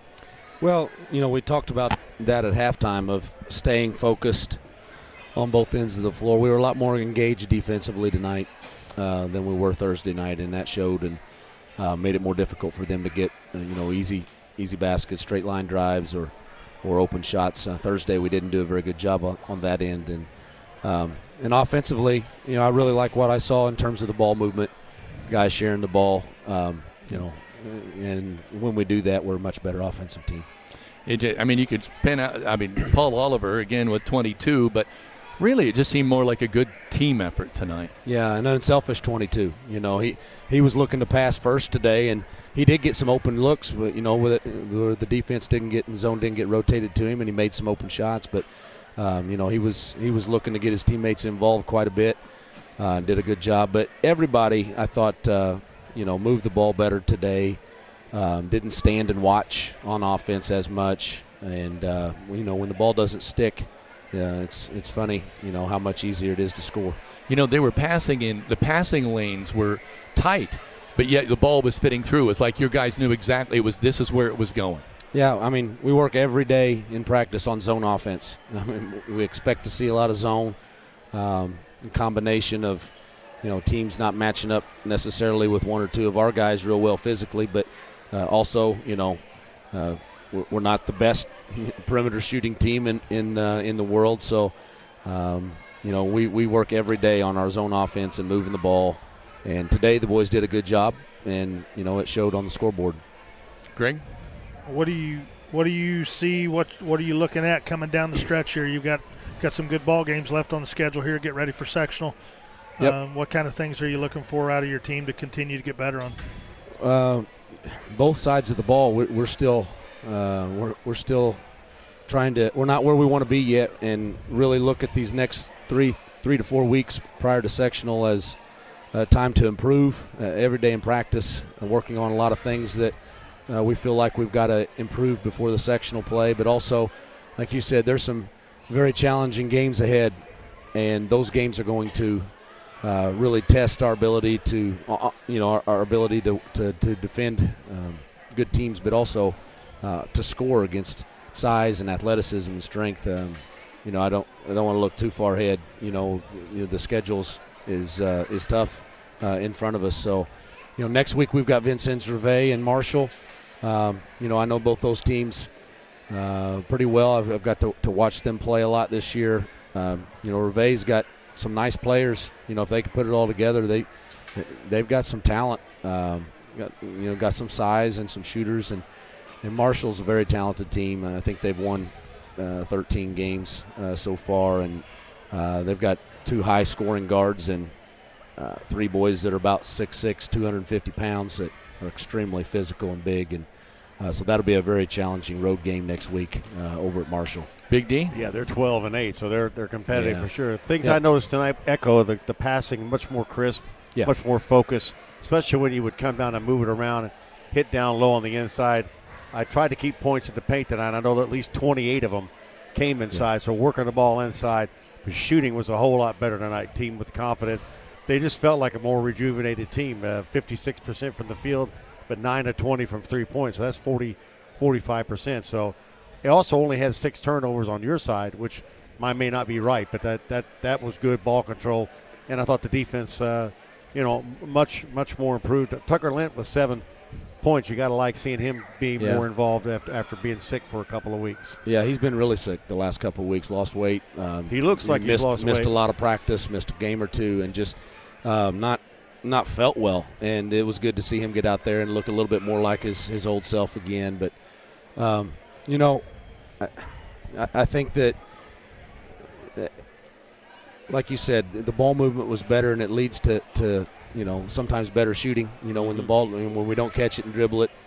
We tell them, with zone offense, the last thing you want to do is catch it and hold the ball or kill the movement. And today it felt like we were moving the ball much better, and guys were flashing into openings, and we, like you said, we were able to get points in the paint despite them being in a pretty tight zone, just because of that ball movement and them having to recover and rotate. And if we can get the ball to the second or third side, we're going to shoot a better percentage. But one other guy I'll single out, and that's just because I love his effort, and that was Cooper Smith tonight. He brought a lot of energy today. He really did. He played with great energy.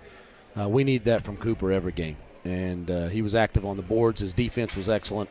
He was on the break a few times. Got out in transition, was moving behind the zone, finding openings to cut. And, Paul or somebody would hit him or Jackson with a pass down low, and he'd he missed 1 or 2 of those down in there, but he also made some big plays for us. So I thought his energy was great today, and he was focused. And the defensive effort was, you never want to. It was good, but you never want to lose a ball game, obviously. But sometimes I think a loss can help a team because some of those things that the coaches have been telling the boys over and over can happen, and we've,